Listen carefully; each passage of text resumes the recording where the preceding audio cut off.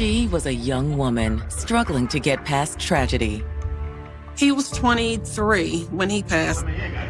I remember them being very close. That really shattered her. Until two men helped her get back on track. He was a little bit older than her.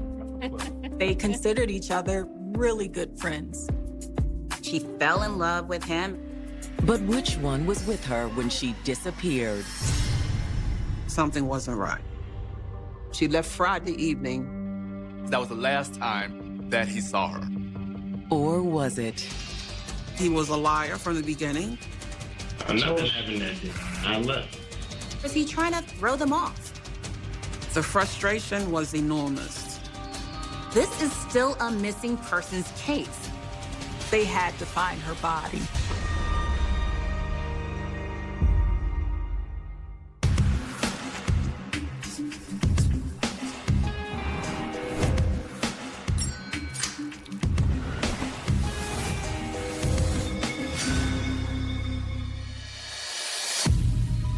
February 19th, 2010. It's Friday night in Baltimore, Maryland, one of the most notoriously crime-ridden cities in America. Baltimore's homicide rate is nearly 10 times the national average, with nearly 300 murders a year. It's a problem that's been plaguing the city for several years now, and that law enforcement is trying to get under control. Out near the city limits on the northwest side of town, 24-year-old Cherise Reagans and her mother Clarice are enjoying a quiet night at home. You want another slice or you want me to put it away? No, I'm good. Thank you. That Friday evening, I do remember we had pizza.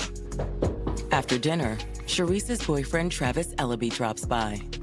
They spent a lot of time together. He would call all the time, or he would be at the house. Travis sort of had a similar lifestyle as Cherise. He, too, was living at home in the basement of his parents' home and right outside Center City, Baltimore. Mom, I'm gonna go over Travis's. Hey, Ms. Reg. Hi, see you later. She didn't say she would be back at a certain time. Every so often, she would go over to Travis and spend the entire weekend. But this Friday night will be different. Little did Cherise's mother know that would be the last time she would see her daughter. Cherise Reagans grew up in Baltimore, surrounded by her loving family. Everybody lived in Baltimore, so we did Thanksgiving, Christmas, every holiday we did together. She and I were very close. She loved her grandmom a lot. She had a few cousins that she was very close to growing up. Cherise and her older brother Jonathan shared an especially tight bond. She grew up very close to her brother. Jonathan was somebody that she admired. She liked to do what he did. They hung out a lot together.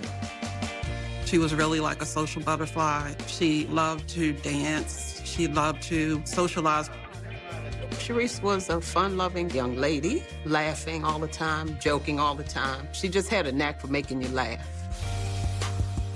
But it wasn't all fun and games for Cherise. Cherise was determined to make something of herself.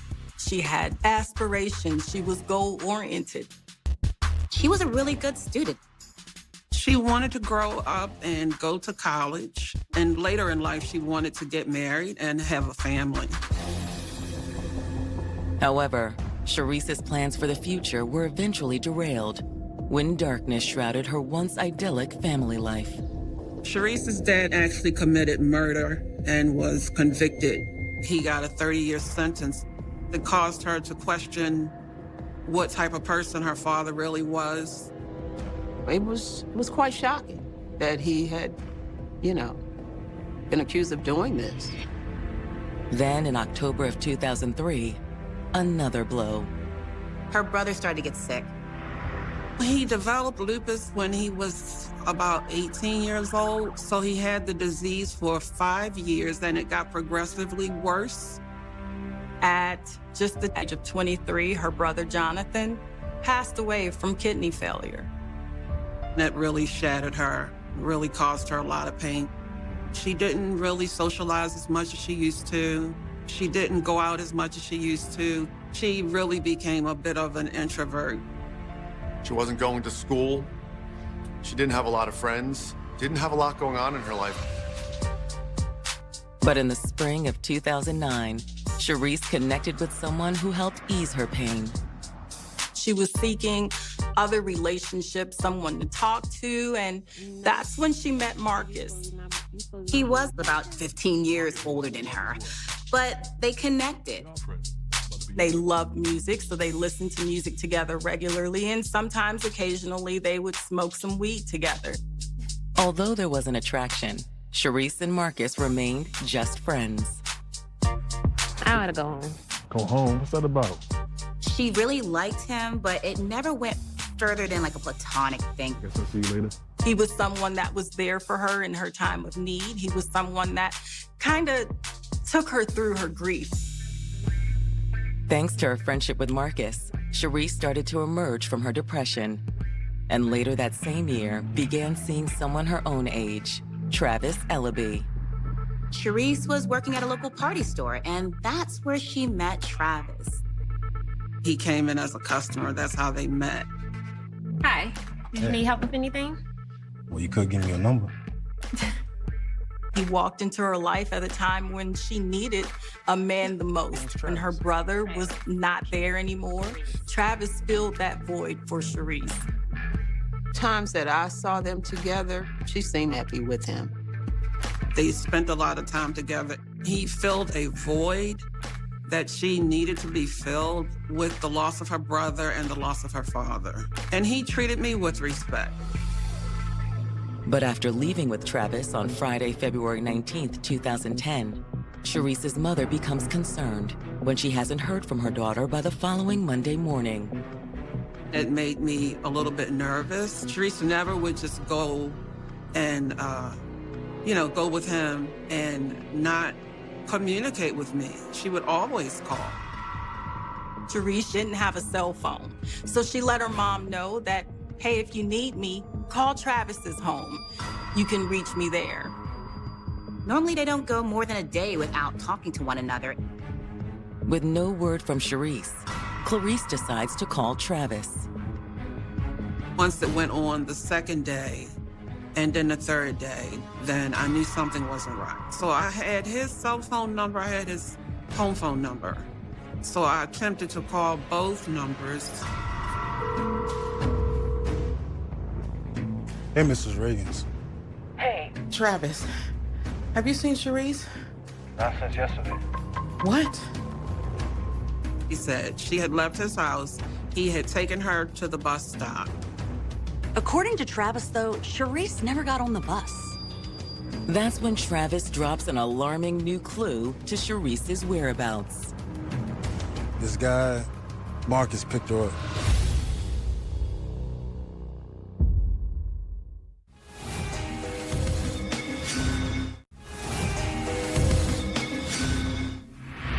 For years, Charisse Reagans had struggled to get over the death of her older brother, Jonathan. She didn't know how to handle that. This was the brother that she had grown up with, and all of a sudden, he was no longer there. Fortunately, by February 2010, Charisse thought she had found someone to fill the void. Her boyfriend, Travis Ellaby. They had dated for a couple of months. Just having that other person to speak with and to commiserate with, it helped. The plan was the two of them would get their own place at some point and start a family. But now, after spending the weekend with Travis, Charisse has disappeared. Travis said that he had taken her to the bus stop and she got into a car with the guy named Marcus. This guy, Marcus, picked her up. Marcus was 15 years her senior. They were good friends. Travis says that was the last time that he saw her. I'm sorry, Mrs. Reagans. Let me know if there's anything I can do to help. Okay. He was pretty respectful. He did seem to be concerned. She had no way to contact Marcus. In fact, she had never met him. It's just a name that I remember.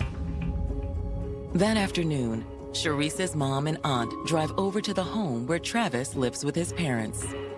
We sat down and talked with the parents.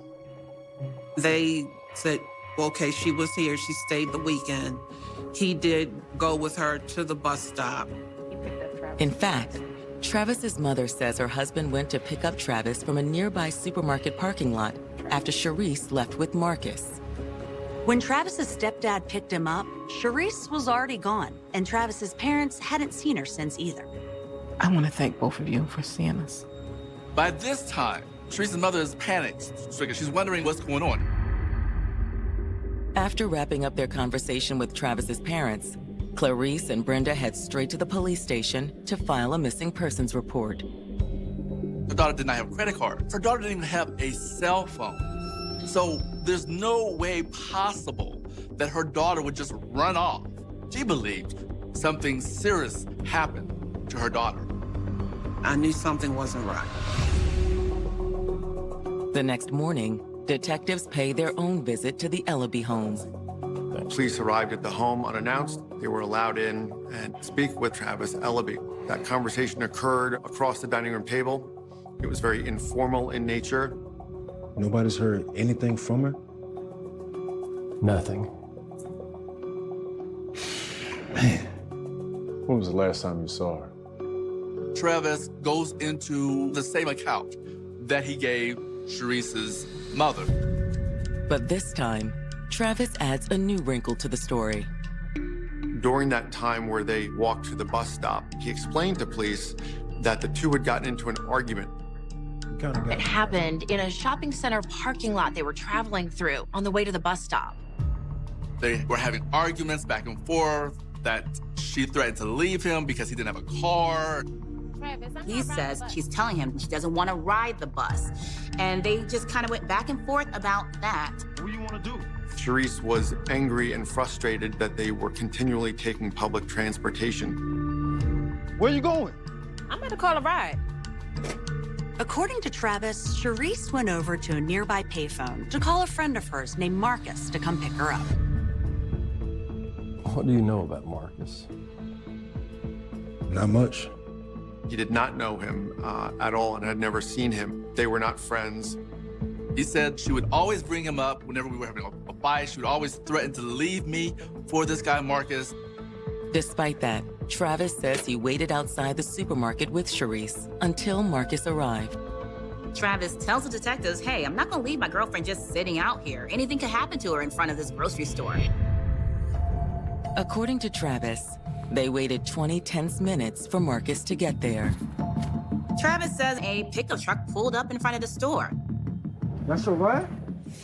Yeah. Okay. Well, bye. He watched Charisse get inside that truck and they drove away. He never saw her again after that. So you're sure it was this Marcus guy? As far as I know. He tells them that he couldn't see inside the truck because of tinted windows. What did you do after that? I called my stepdad. Travis tells the detectives it was dark and he didn't really feel like walking all the way back home. His cell phone wasn't working, so he also had to use a payphone and call his stepfather to come pick him up. And his stepfather comes and picks him up and takes him back home. Travis's stepfather confirms the account as well. Travis's stepfather says, yes, I got this phone call and went and picked him up and we came home together. That's all for that. But to see if the rest of Travis's story checks out, detectives need to find and talk to Marcus. The question is, where to begin?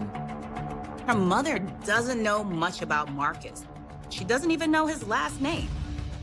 Travis was just as clueless about Marcus as Charisse's mother was. But later that day, when detectives are thinking they may never find Marcus, the unexpected happens. Detectives get a phone call from Marcus. Yes, I hear you need to talk to me. When she went missing, it affected everybody greatly, especially my sister. She was very, very upset all the time about it. You know, she just couldn't believe it happened. I definitely shared the same frustrations. I think everybody did. So yeah, we definitely were very frustrated, you know, and kind of felt like, you know, what are they doing? But at the same time, the police was constantly in touch with Clarice, so we knew that they were still working on it. So we kind of held out hope. In Baltimore, Sharice Reagan's friend, Marcus Edwards, has just reached out to detectives about the missing 24-year-old's disappearance. Earlier that day, Sharice's boyfriend, Travis Ellaby, told detectives Sharice had left with Marcus shortly before she disappeared. Detectives are trying to figure out, does he have anything to do with Sharice's disappearance? Sharice's mom called and said she's missing. Marcus told detectives he had just gotten off the phone with Sharice's mom. Sharice didn't have a cell phone, so he just called the house phone to see, hey, how's it going? What's going on? And that's when Sharice's mother tells Marcus what's going on. She seemed really upset, and she thought I may know where Sharice is, but I have no idea. Detectives want to question him, of course, about Sharice's whereabouts. They want to talk to him about Travis's statement. So would you be willing to come down to the station and talk to us more about that? Of course. I want to do anything that I can do to help. Marcus goes right down to the precinct, and he does an interview with the detectives. And apologize as I sit downstairs. I haven't dragged you in here. It's not a problem. But we need to talk to you firsthand. Okay. Marcus came across as very sincere and very earnest and very caring about Sharice.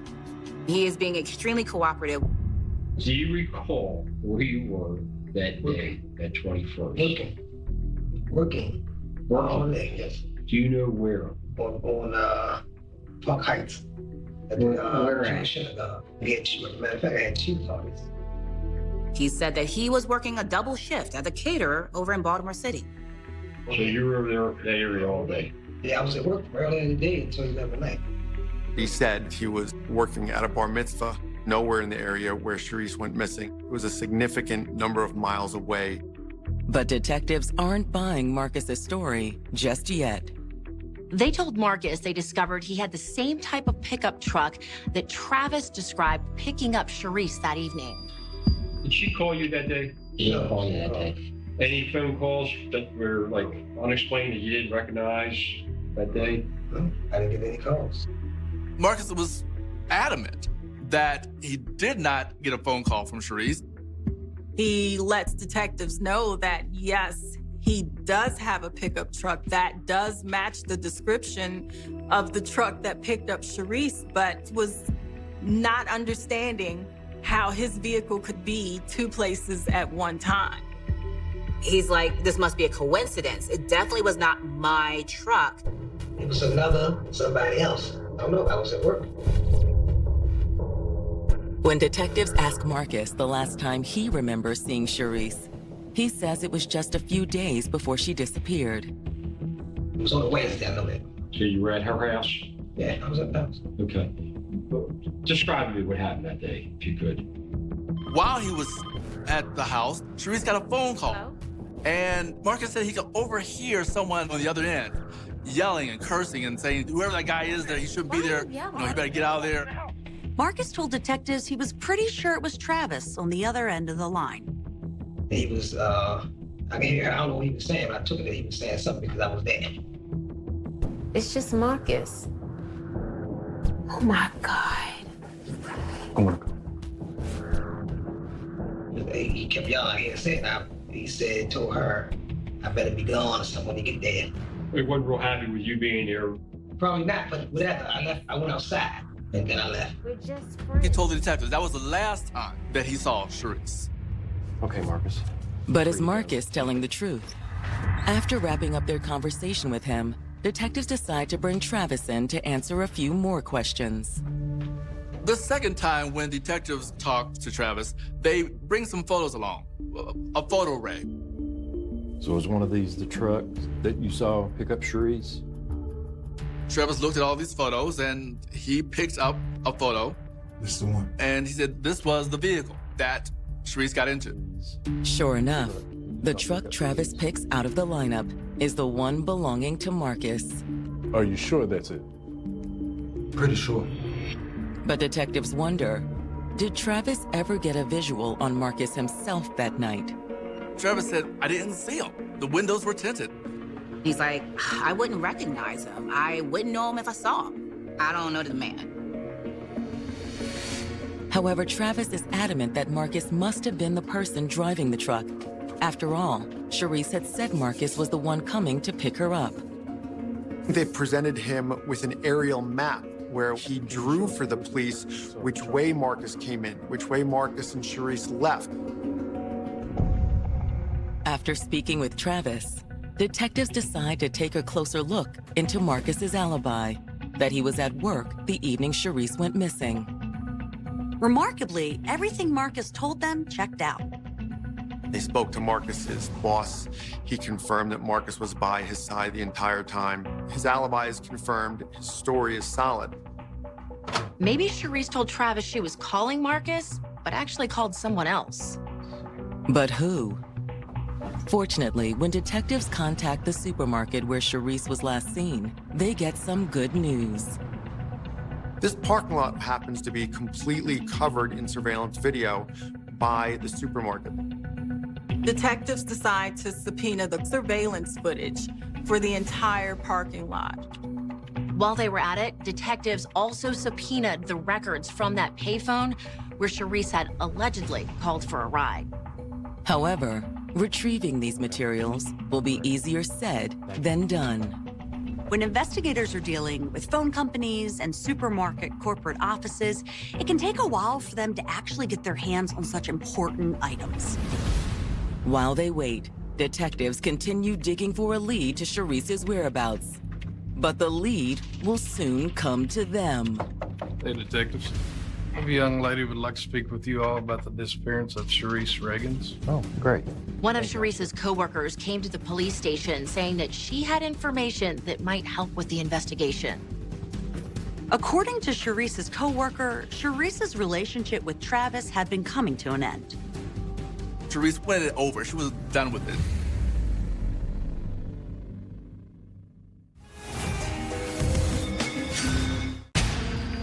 Detectives investigating the disappearance of 24-year-old Charisse Reagans have just learned that she planned to break things off with her boyfriend, Travis Ellaby, around the time she went missing.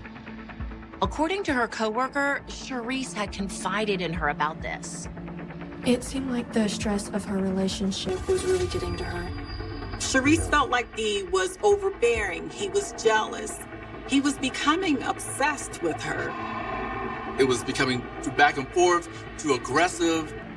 He called day in and day out. He called multiple times a day. Charisse's coworker tells detectives that things had escalated just 4 days before Charisse's disappearance. The incident happened the same day that Marcus dropped by to see Charisse. Travis had come over and completely unloaded on her for hanging out with Marcus. No, I don't like him hanging around you. I know he got a thing for you. Travis, you gotta chill. Me and Marcus are just friends, you know that. Nah, I ain't buying. The situation had gotten so heated that it garnered outside attention. It's so loud and so full of so much venom that the neighbor then calls the police.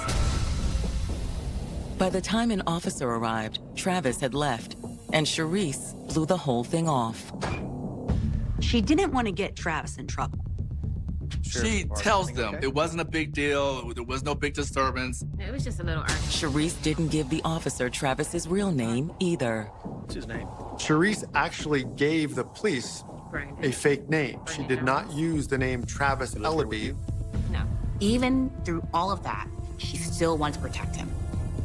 A report was made, but nothing further occurred from that. Well, listen, if you need anything more, you give me a call, okay? Okay. Okay. The 911 call was routed to a different department than the department that is investigating Charisse's disappearance. So they have no idea about this disturbance that took place. Until now, hoping to learn more, detectives follow up with a neighbor who called police. Before the argument between Travis and Charisse started, the neighbor saw Marcus at the house. Shortly thereafter, they saw Travis arrive. And Travis's behavior was immediately suspicious. The neighbor tells the detectives how he watched Travis hiding behind a vehicle, but watching Charisse's house. He also seemed to be arguing with someone over the phone. According to the neighbor, once Marcus left the home, Travis made his way inside. The neighbor says this other guy leave Sharice's house, and then he watches Travis come into the house. Seconds later, the couple burst out onto the front porch. And then that's when he hears the arguments. That's when he hears the fighting. Not only does the neighbor's story confirm Marcus's account of that day, the fact that Travis saw him leave provides an important piece of the puzzle. That gave him the information to provide to the police on what car Marcus supposedly picked Sharice up on the day she went missing. Detectives decide that it's beginning to look more and more like Travis Ellaby is responsible for Sharice Reagan's disappearance. Especially once detectives take a look at the incoming call logs from the landline at Sharice's home. Travis was always calling Sharice, constantly. Sometimes 1, 2, 3 times in an hour. Between January 1st, 2010 and February 18th, 2010, there were 946 calls. But on the Sunday that Sharice disappeared, the calls suddenly stopped. Given the sheer number of phone calls in the month and a half before she went missing, the absolute cessation of calls on the very day she went missing was quite concerning to the police. As if Travis already knew something. And when the records from the supermarket payphone come back, they raise another shocking red flag. There was no indication that Sharice used that phone to make a call to anyone. In fact, the only call that was ever traced from that payphone was Travis's call to his stepfather. But the real kicker is the surveillance footage from the shopping center parking lot, where Travis claimed Marcus picked Sharice up. At no point on any surveillance video did you ever see Sharice in that parking lot. Travis walked across to the payphone and placed a call, but he was all by himself. There's no Sharice, no phone call, no mysterious pickup truck that gives her a ride. Get inside that truck and that story was nothing but fiction. He never But if saw that's her the again case, after that. what really happened to Sharice Reagan's? It seemed pretty clear that Travis Ellaby was the only one who knew the answer. And soon, detectives will sit down with him once more. She did not respond to the location, as you stated, Travis, and pick her up. Just didn't happen.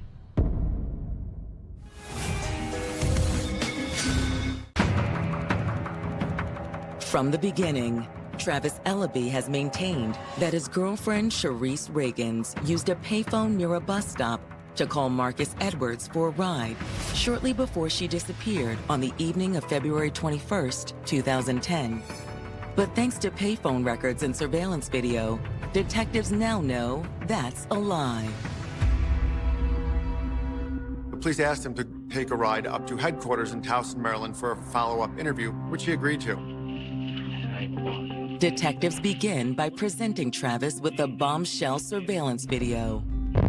You might want to slide your chair around. Try and get the best picture on here if you can. The police told him, when you see yourself and Sharice walk across the parking lot, let us know. Travis, take this pen and paper. If you see something, just write the time right there for us. He has to acknowledge that. He doesn't see Sharice. Anything on here? I haven't seen it. They explained to him, Travis, we've watched it. In addition, we've tracked down Marcus. We've talked to him. His alibi checks out. He did not respond to the location, as you stated, Travis, and pick her up. Just didn't happen. It's impossible. Just like the phone calls, didn't happen. It was at that moment that the story completely changed. Travis says, I would never hurt Sharice. I love Sharice, but I haven't been completely honest. Put on the spot by detectives, Travis admits that Sharice hadn't called anyone for a ride. Travis told detectives that, hey, look, Sharice and we decided to break up. We were not together anymore. We broke up. She says she's through with me, we're done. But according to Travis, they had one last hurrah on the evening of February 21st. Travis tells police, we decided, this was our last day together. Let's just go blow it on some weed. Let's get some blunts. If we chip in together, we can afford it. And Travis tells police that's exactly what they did. They went downtown. We didn't have a car, so we got on the bus. On the bus where? Went down to Cary. Cary. We got some weed, and that was it. We split it, and that was it. They bought the marijuana, split that small bag of marijuana between the two of them. Their relationship was over, and they parted ways. Sharice waited on a bench for a bus to take her back home to West Baltimore, and he walked a couple blocks over and waited on another bus to take him back out to the county. Nothing happened that day. I left. Did you see her get on the bus? No, I didn't see her get on the bus. He says the reason he never told the detectives this before was because he was just really worried about how it would all look. We split the weed, and then that was it. That's what I'm saying, the end of the relationship. I didn't say anything about the weed, it's weed. He was afraid to tell detectives that this was a drug buy. And so he made up the first story to cover up for the fact that they went out and bought marijuana. I'm doing what's right. I'm telling you what I know. Okay? I can't tell you something that I don't know. The detectives didn't believe a word of what Travis was telling them. As far as the detectives are concerned, there's only one possible solution to this puzzle. Travis is responsible for Sharice Reagan's disappearance. He essentially has been lying this entire time. But arresting their suspect He's like, this must be a coincidence. It definitely was not my Detectives don't have any proof that Travis killed Sharice. This is still when a detectives missing ask person's case. It's possible for anybody. No, it's not. I know it's not. Not for her. It's not for her. They're 100% certain that Travis killed Sharice, but they had to find her body.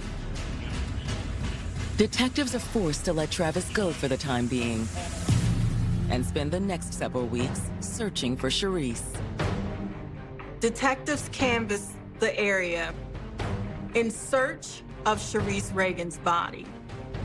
The area of Baltimore County where this occurred would most likely have been in the vicinity of a number of strip malls with many businesses, each of which had its own dumpster behind it. It would have certainly been possible for Travis to have disposed of Sharice's body in one of those dumpsters, with her body never being seen again. Could it possibly be that one of those dumpsters was her gravesite?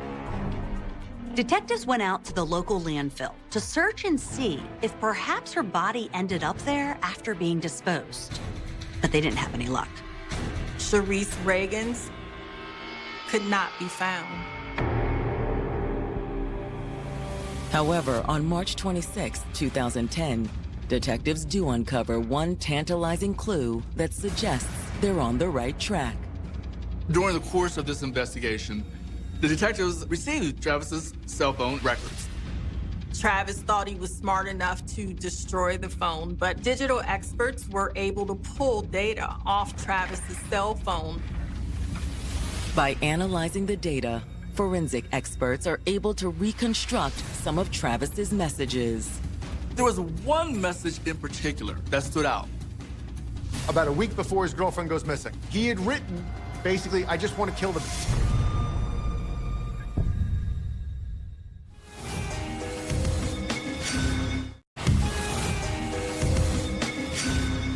There have been over 500 prosecutions for murder in the United States where the victim's body was never found.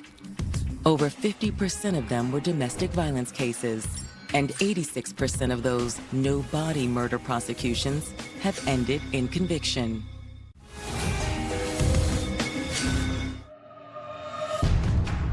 In the spring of 2010, Baltimore detectives believe they've uncovered damning evidence that Travis Ellaby killed his girlfriend, Sharice Reagan's. He had texted, I just want to kill the...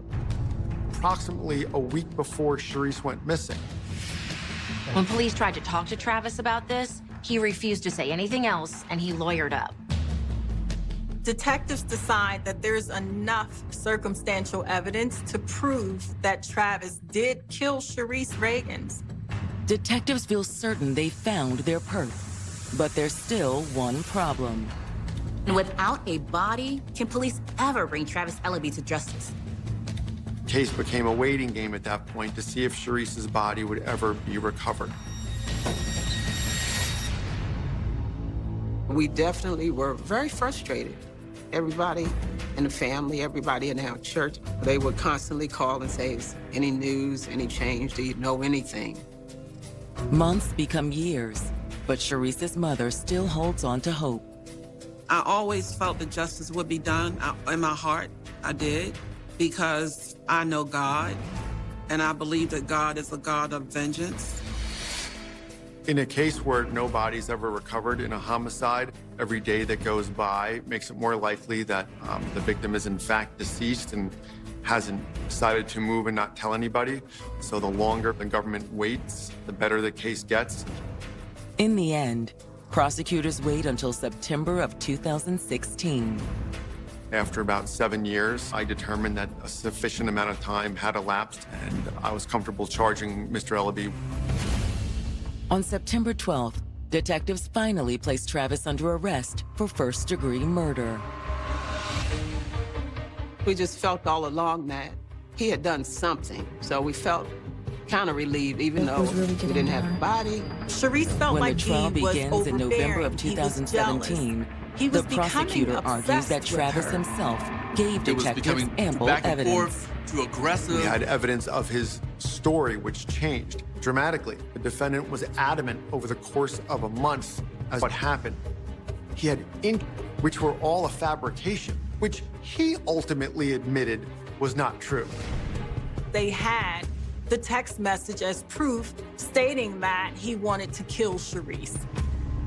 But according to prosecutors, it wasn't until Travis walked Charisse towards the bus stop that Sunday evening that his murderous fantasy became reality. Something happened on that walk. Whether they got 10 feet or halfway to the supermarket, I don't know. But something happened. Exactly what, prosecutors can't say. But they do have a theory. Charisse had plans on leaving Travis. Travis, I don't think we should see each other anymore. What? That was what sent Travis over the edge. The fact that Charisse wanted to break up with him was too much for Travis to handle. Travis, in a blind rage, killed Charisse Reagans. He probably punched her. She hit her head on something, and it killed him, and he freaked out. Ultimately, he dumped her body in a dumpster. Then prosecutors say Travis had tried to cover up what he'd done. Before Charisse was ever known to be missing, before her mother even knew she was missing, he told his own mother that Marcus picked Charisse up. He started that intricate set of lies the moment he got home. He was a liar from the beginning. And didn't stop lying until all the evidence proved and shown that he was not telling the truth. Attempting to pin what happened on Marcus, who Travis probably blamed for the breakup, was the ultimate revenge. When it's the defense's turn, they bet everything on the fact that Charisse's body was never found. The defense primarily argued that the state simply hadn't proven its case beyond a reasonable doubt. Simply put, that the state couldn't prove whether a murder, in fact, had even occurred. The argument works. To a point. The judge determined that the prosecution did not 100% prove that Travis intended to kill Charisse. However, the lack of solid evidence also didn't mean that Travis didn't kill her. The judge finds Travis Ellaby guilty of second-degree murder. Second-degree murder, unlike first-degree murder, does not require the proof of premeditation. Being that no body was ever recovered and the state not being able to prove specifically how the death occurred, it would be difficult to determine that premeditation had taken place. Travis Ellaby is sentenced to 25 years in prison. When the judge handed down the sentence, there was no reaction from him. Travis Ellaby didn't flinch. He remained stoic the whole time, showing no emotion whatsoever. Sharice's mother has a far different reaction, though. Mrs. Reagan's burst out crying. After 7 years of waiting, she finally heard that Travis Ellaby was guilty of killing her daughter, Sharice. I felt relieved. I felt that justice was served. We were just looking at each other in relief, and happy. I wish it could be longer from all the pain that he caused me and my family. Over a decade after she disappeared, Sharice's family still cherishes her memory. She was a great person, and when I think of Sharice, I think of her smile. Moments that really bring me joy when I think about my daughter is the weekends that Sharice would spend with my mom, because she was very close to her. They're both gone, and when I think of Sharice and I think of my mom, in light of them both being together, I think those are the times that bring me the most joy.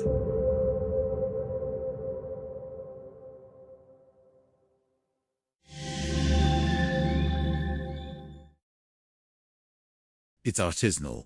He's a good man. Deputy, he wouldn't just stop calling. Barnaby looked at the tattoo on the metal table. It was indeed a rose that had lost its way and become an artichoke. Montgomery Monty Glimmer was officially dead. Chapter 4. The Mystery of Room 11. The case of the missing lawnmower racer was now officially a homicide. Barnaby felt a strange mixture of professional terror and a sudden, bizarre urge to organize his desk drawer. He had to keep moving. He had to follow the evidence, just like the booklet said. He started with the phone records. J, as everyone called him, had a prepaid cell phone that had been remarkably active on the night of February 20th, the last night he was seen alive. According to the log, Monty had received 2 phone calls from a number registered to a simian Slick Snail. Slick Snail, Barnaby muttered to himself. What a remarkable name. I know Slick, Deputy Cooter said, leaning over Barnaby's shoulder with a half-eaten jelly donut. He lives out at the Weeping Willow Motor Lodge, drives a Pontiac Fiero with 1 red door and no muffler. He's always trying to sell people imported spark plugs out of his trunk. Barnaby put on his hat, adjusted his squeaky belt, and headed out. The Weeping Willow Motor Lodge was a collection of concrete block cabins, arranged around a swimming pool that had long since been filled with gravel and planted with plastic geraniums that had turned a pale, ghostly white from the sun. Barnaby knocked on the door of room 11. Who's there? A high-pitched, nervous voice called out from behind the yellow curtains. Investigator Clutterbuck, Snaggletooth County Sheriff's Office, Barnaby said, trying to project his voice so it sounded like it was coming from a much larger man. There was a sudden rustling sound, followed by the distinct noise of someone tripping over a pile of empty aluminum cans. Then, silence. Barnaby tried the door handle.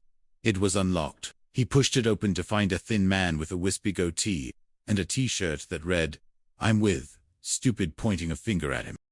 "I didn't do nothing," Slick yelled, his eyes darting toward the tiny bathroom window behind him. "Mr. Snail," Barnaby said gently, "are you trying to leave through the window?" Slick looked at the window, which was approximately 12 inches wide, and then back at Barnaby, checking the seal. "The draft in here is terrible for my allergies.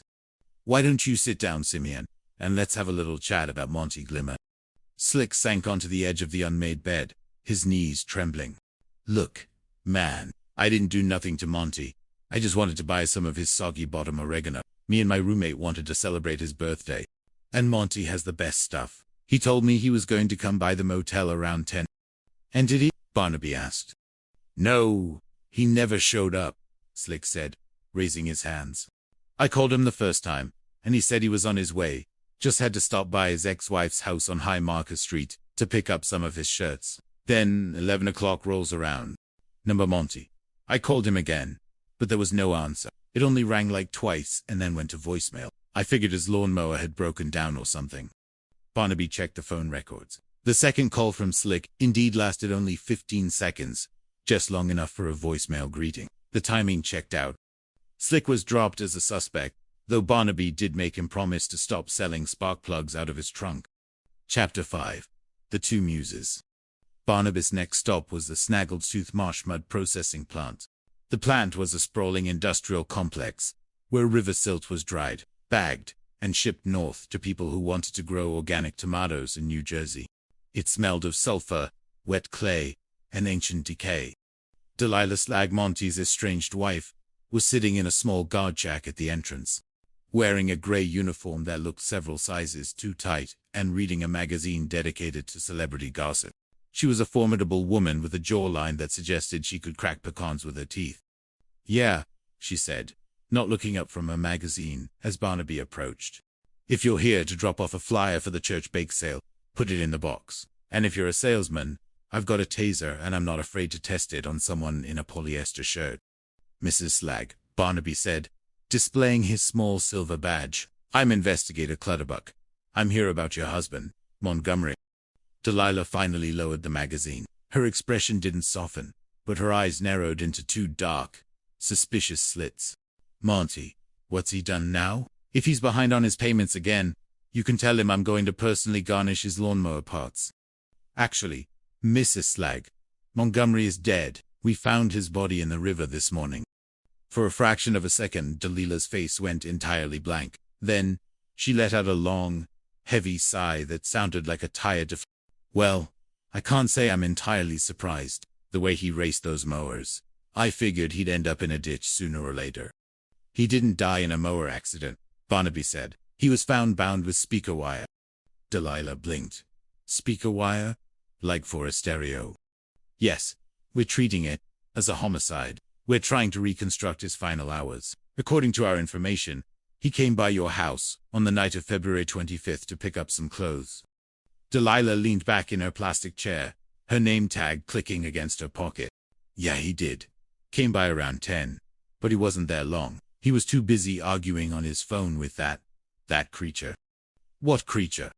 "Fleur Delise," Delilah said, spitting the name out like a piece of sour fruit. "A drama queen. Literally. She's the lead actress down at the Snaggletooth Community Monty started seeing her after we split. She's crazy. Deputy. Off her rocker. They were on the phone while he was at my house. And she was screaming so loud I could hear her through the receiver. She was accusing him of sleeping with me again, she said. She was going to make sure he never looked at another woman." Barnaby scribbled in his notebook. "Fleur de Lis. Drama queen. Jealous." "And where were you after Montgomery left?" Barnaby asked. "Right there at the house," Delilah said, "with my daddy and my brother Buster. We were watching a documentary about competitive alligator wrestling on the television. Ask them if you don't believe me." Barnaby thanked her and went back to his car. The plot, as his booklet had promised, was thickening. It was now thick enough to require a shovel. The Snaggletooth Community Playhouse was located in an old wooden church that had been painted bright red. When Barnaby walked in, the stage was set to look like a Victorian parlor, though the effect was somewhat ruined by a large, visible mold stain in the corner of the ceiling. A woman, in a dramatic purple velvet robe, was currently standing on a wooden crate, projecting her voice toward the empty pews. "Alas," she cried, throwing her forearm over her brow, "the cruel hand of fate hath plucked my sweet flower before its time." "Excuse me," Barnaby said, clearing his throat. The woman snapped out of her pose, glared down at him, and sniffed. "Can you not see I am in the middle of a delicate emotional transition, officer? I am channeling the grief of 1,000 widows." "Are you Fleur de Lis?" "I am," she said, descending from the crate with the grace of a swan that had taken a minor course in ballet. "And you must be here about my beloved Montgomery. I heard the tragic news from the lady who runs the dry cleaners." "Oh, Montgomery, my sweet, lumpy-armed Romeo." "Miss Liss," Barnaby said, taking out his notepad, "I understand you and Montgomery were in a relationship." "We were bound by the invisible threads of artistic passion," Fleur declared. "He played the washboard. I played the muse. It was a beautiful, albeit stormy, symphony." "Right. Well, Delilah Slag says you were having a rather loud argument with Montgomery on the night of February 25th. Something about him being at her house." Fleur's dramatic expression vanished, replaced by a look of intense annoyance. Delilah said that oversized she's the one who's crazy. "I didn't argue with Montgomery that night. In fact, he called me from his phone. But before I could even say hello, Delilah grabbed the receiver and started screaming at me. She called me a swamp tramp and threatened to turn me into alligator bait. I hung up on her. Then she called back 5 minutes later, but I didn't answer. Barnaby paused. Wait, Delilah called you? Yes, and she was using Monty's phone to do it, Fleur said. She reached into her handbag a large, sequined affair that looked like a dead disco ball and pulled out her smartphone. Look at my logs. See, February 25th, 10:14 p.m. Incoming call from Montgomery. Then again at 10:19 p.m. And look at the text she sent me right after. Fleur handed the phone to Barnaby. The text message, sent from Monte's number at 10:22 p.m. Read, "Stay away from my man, or I will end you and stuff you in a hole." Barnaby stared at the screen. The spelling was atrocious, but the sentiment was remarkably clear. Well, Barnaby said softly, that doesn't sound like Monty at all. Exactly, Fleur said, sniffing. Monty couldn't spell stuff. He always wrote stuff. He was very consistent about his lack of double-con. Chapter 6. The High-Fidelity Blueprint. Barnaby sat in his patrol car, staring at the steering wheel. If Fleur was telling the truth, and her phone records certainly seemed to back her up, then Delilah had possession of Monty's phone at 10:14 p.m. on the night he disappeared. And Monty was supposedly at her house to pick up clothes. But there was still the matter of the red speaker wire. Barnaby decided it was time to do some consumer research. He drove over to the local Walmart, which served as the cultural and commercial hub of Snaggletooth County. He marched straight to the electronics department, where a young man with a very sparse mustache and a blue vest was currently trying to balance a broom on his chin. "Excuse me," Barnaby said. "Do you sell red speaker wire? Copper-clad. Cheap stuff." The young man let the broom fall. No, sir. We only sell the black stuff now, or the fancy gold-plated wire. The red stuff was discontinued last year, because people kept using it to jumpstart lawnmowers and setting their sheds on fire. Do you know anyone else in town who might work with that kind of wire? The clerk scratched his chin. Well, Buster Slag does car stereo installations down at the garage behind the bait shop. He's always got spools of that old red wire rolling around in the back of his truck. He says it's vintage audio-enhancing cable, but honestly, it's just cheap copper. Barnaby felt a small click in his brain. Buster Slag, Delilah's brother. He drove down to the garage near sagging tin building with a sign that read Buster's Audio Dynamics and Bait. The garage was currently empty, except for a rusted-out Honda Civic, with a spoiler that looked like it had been salvaged from a picnic table. The shop manager, an older man with grease-stained overalls named Virgil, was sitting in a lawn chair, drinking a diet soda. "Buster," Virgil said when Barnaby asked. "He ain't here today, only works Tuesdays and Thursdays. Mostly, the rest of the time he's testing subwoofers in his driveway, which is just his way of giving the neighbors a headache." "Does Buster use red speaker wire?" Barnaby asked. Virgil laughed. "Buster's got miles of it, buys it in bulk from some surplus catalog, uses it for everything wiring up speakers, tying down his trunk lid. Even used it as a belt once when his trousers lost a button." "Why? Can I see some of it?" Virgil shrugged, walked over to a cluttered workbench, and tossed Barnaby a small, tangled nest of red wire. Barnaby examined it. It was identical to the wire found on Monty's body, the same red plastic sleeve, the same thin, copper-colored strands. "Is this Buster's?" Barnaby asked. "Yep," Virgil said. "But don't go telling him I gave you any. He's real particular about his inventory. Says it's got high fidelity, whatever that means." Chapter 7. The Blue Light Special of High Market Street. Armed with the matching speaker wire, the conflicting phone calls, and the threatening text message, Barnaby decided it was time to consult with Sheriff Higgins. The sheriff, a man whose physical presence was largely defined by a massive belt buckle and an equally impressive pair of eyebrows, listened to Barnabas's presentation with a look of mild surprise. "So," Higgins said, leaning back in his leather chair, "you're telling me the Slag family, Delilah, Buster, and old Pop Slag might have packaged Monty?"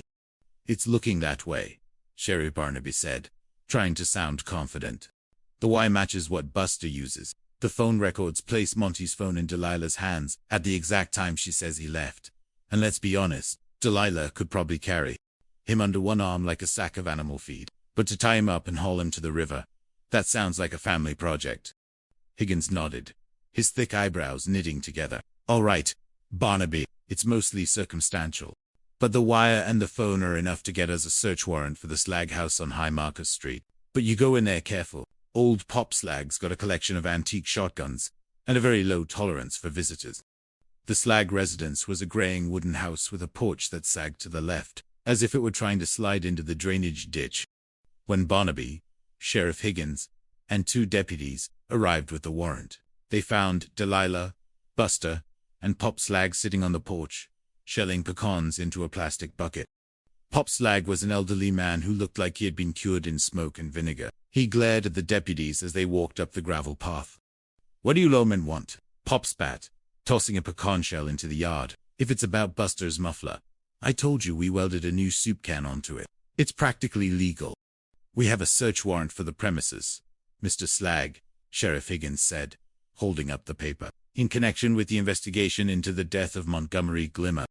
Delilah's face hardened. Buster, a young man with a mullet that had seen better days, and a t-shirt that read "Loud Pipes Save Lives," looked suddenly very interested in his own fingernails. "Search all you want," Delilah said, her voice tight. "You won't find nothing here but pecans and honest folk." "Everyone, please step down off the porch while we conduct our business," Barnaby said. The deputies began their search. Barnaby headed straight for Delilah's bedroom, guided by a strange, tingling feeling in his mustache that he assumed was his detective's intuition. The bedroom was decorated in a style that could best be described as floral aggressive. There was wallpaper with giant yellow daisies, a pink shag rug, and a heavy wooden dresser that looked like it had survived several floods. Barnaby began tossing drawers and checking under the mattress. Nothing. But as he turned to leave, his foot caught on a corner of the wall-to-wall brown carpeting near the closet. He looked down. The carpet seemed to have been cut. Barnaby knelt. Upon closer inspection, a rectangular piece of carpet about 3 feet by 4 feet had been clumsily sliced out with a utility knife and replaced with an identical piece of carpet from the back of the closet. The seams were secured with several strips of silver duct tape. "Well, now," Barnaby whispered, "why would anyone want to perform DIY carpet repair in the middle of a bedroom?" He peeled back the duct tape and lifted the insert of carpet. The foam padding beneath was gone. In its place was the raw plywood, and on that plywood was a massive, dark brown stain that had soaked deep into the wood grain. It looked like someone had spilled a gallon of molasses, except it didn't smell like molasses. It smelled of iron, damp rot, and cheap lavender air freshener that had been sprayed in industrial quantities. Barnaby pulled a small bottle of luminol from his kit he'd never actually used before and sprayed the area. He dimmed the bedroom lights. The plywood glowed with a bright, eerie blue light that filled the dark closet corner. "Sherry," Barnaby called out, his voice cracking slightly with excitement. "You're going to want to see this." Chapter 8. The Peroxide Panic of 2 a.m. The blood on the subfloor was sent to the state lab, and within 48 hours, they had their answer. There was so much blood in that plywood that the lab technicians remarked it looked less like a crime scene and more like a small-scale meatpacking operation. Barnaby brought Delilah in for questioning. She sat in the small interview room, her arms folded tightly across her chest, staring at a stain on the table. "It was a nosebleed," she said, her jaw clamped tight. "A nosebleed, Mrs. Slag?" Barnaby asked, leaning forward.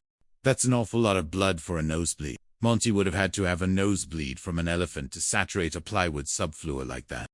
"He had weak blood vessels," Delilah insisted. "Always did. He'd sneeze, and the whole room would look like a slasher movie. I got tired of cleaning it, so I cut the carpet out." "And did he also tie himself up with Buster's speaker wire to stop the bleeding?" "I don't know nothing about no wire," she snapped. "Once his nose stopped bleeding, he left. That's my story and I'm sticking to it."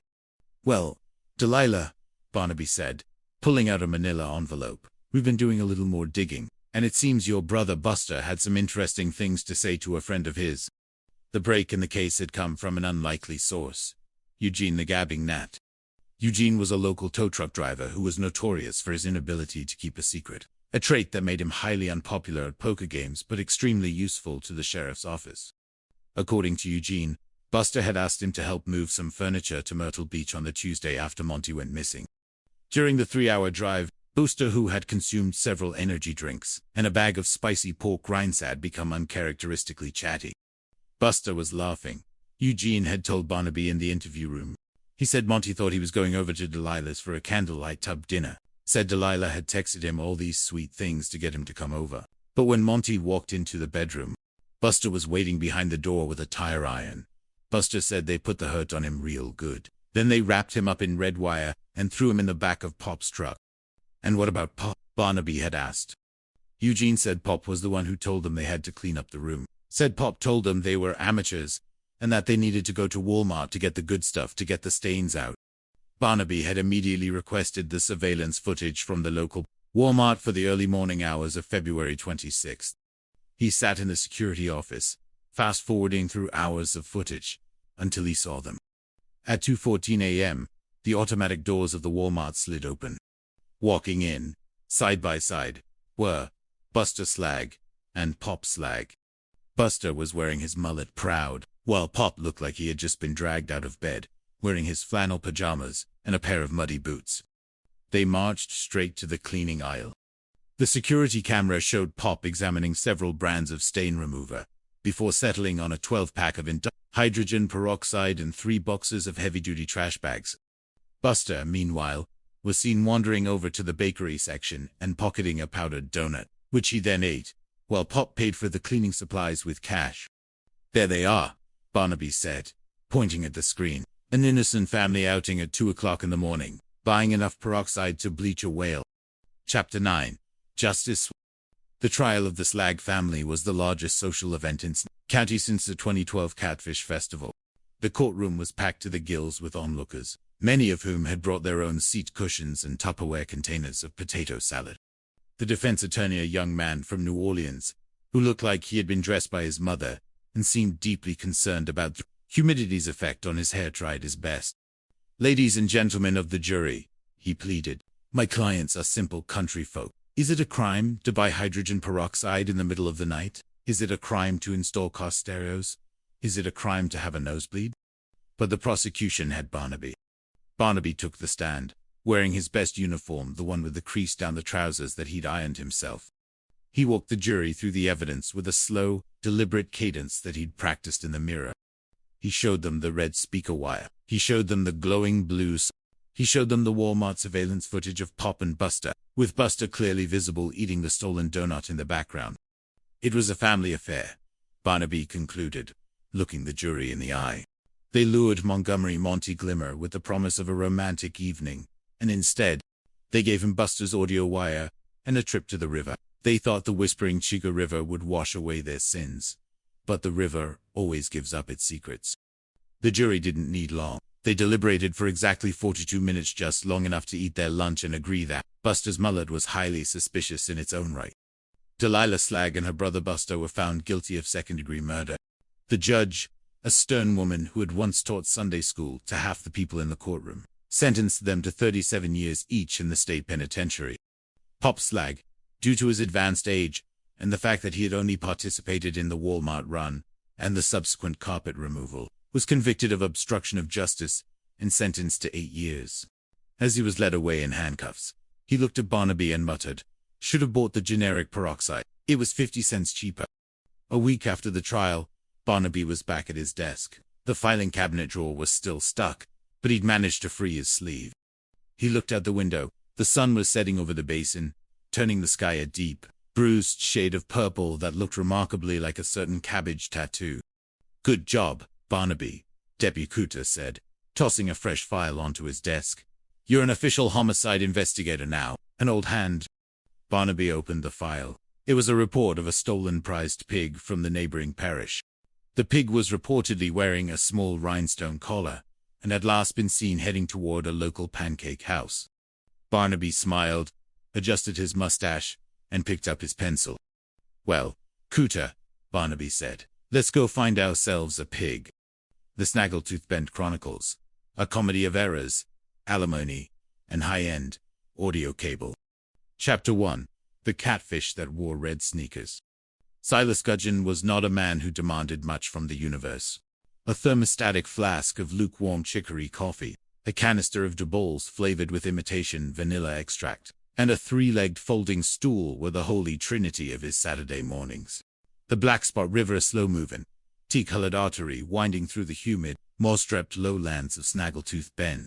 Mississippi usually obliged his modest desires by yielding a 3-pound mudcat or, at the very least, an old boot containing a mildly startled crawfish. On the morning of March 11th, the Blackspot River was feeling uncharacteristically dramatic. Silas sat on the muddy bank, squinting through the rising steam of the southern dawn. The air was thick enough to chew, smelling of wet clay, decaying cypress knees, and the distant, sugary temps of the local waffle emporium. His fiberglass rod gave a lazy, downward nod. Silas grunted, set down his plastic cup of chicory, and began to reel. The drag on his reel shrieked not, with the clean, energetic zip of a striped bass, but with the heavy, stubborn reluctance of a waterlogged log or a discarded washing machine. "Come on, you old madonkey," Silas muttered, his biceps trembling beneath his flannel shirt. He gave the rod a mighty heave. The riverbed yielded its prize, but it was not a record-breaking catfish. It was a pair of bright red C11 high-top sneakers, pointing straight up toward the heavens, like the neon exclamation marks. Attached to the sneakers were legs, and attached to those legs was the rest of a human being, bobbing gently in the slow current. Silas froze. He stared at the red sneakers. He stared at the waterlogged denim. He looked down at his fishing rod, then back at the river. "Well now," Silas said to the empty swamp, "that's going to ruin the flavor of the doughball." He did not scream. Silas was 72 and had lived through 3 divorces, and the great Snaggletooth Bend locust swarm of 1994. Very little could provoke a high-pitched vocalization from him. Instead, he carefully placed his rod in its holder, took a slow sip of his lukewarm coffee, pulled out a flip phone that appeared to have survived the Mesozoic era, and dialed the Snaggletooth Bend Sheriff's Department. Chapter 2. The Soft-Boiled Investigator. In the cramped, wood-paneled office of the Snaggletooth Bend Sheriff's Department, Investigator Wellington Welly Squeak was currently locked in mortal combat with a jammed stapler. Welly was a man of 35 who possessed the kind of face that made people instinctively want to sell him insurance. He had mild brown eyes, a mustache that could best be described as aspirational, and a beige corduroy jacket with suede elbow patches that he wore in a desperate bid to look like a British television detective. Unfortunately, it was a town where the most frequent crime was unlicensed goat transport, and the local teenagers once managed to spray paint a crude caricature of a tractor onto the side of the town hall. "Come on, you metallic little demon," Welly hissed, poking at the stapler's feeding mechanism with a paperclip. The desk phone rang. It was a heavy rotary-style beast that the sheriff refused to replace because he believed digital signals gave the police dogs the vapors. Welly snatched it up. Investigator Squeak. Property crimes, minor larceny, and general nuisance division. "Welly, it's Betty at dispatch." A voice crackled through the receiver over a background noise of what sounded like a television playing. "The price is right. We got a situation down by the old railway trestle on the Blacks. Silas Gudgeon says he hooked a floater." Welly sighed, adjusting his glasses. "A floater? Like a prize-winning pumpkin?" Silas is always complaining about the neighboring county dumping agricultural runoff. "No, Welly. A human floater, wearing red sneakers." Welly's heart did a little tap dance against his ribs. He had spent his 5-year career as an investigator dealing with stolen lawnmowers, disputed property lines, and one memorable incident involving an aggressive gander named Sir Heath. He had never, in his entire professional life, dealt with a corpse. A real one?" Welly stammered. "Not a department store mannequin. You remember the great Halloween prank of 2015? Betty, my blood pressure still hasn't recovered." Silas says, "It's real, Welly, and he says the fish are starting to gather. You might want to get down there before the bluegills make off with the evidence." Welly stood up so fast he knocked his mug of lukewarm chamomile tea directly into his open desk drawer. Ignoring the rising tide of herbal infusion, he grabbed his notepad, his favorite ballpoint pen, and his keys. As he strode through the lobby, Deputy Barnavia, a man whose physical dimensions closely mirrored those of a sack of potatoes, looked up from his jelly donut. "Where's the fire, Welly?" "The Blackspot River," Welly said, trying to lower his voice by an octave to sound like a man who frequently encountered darkness and despair. "We have a homicide." Deputy Barnaby blinked, a speck of red jelly clinging to his chin. "A homicide? In Snaggletooth Bend? Who died? Did Mrs. Gable finally put arsenic in her husband's pecan pie?" "We don't know yet," Welly said, puffing out his chest. But the river is whispering its secrets, Barnaby, and I intend to listen.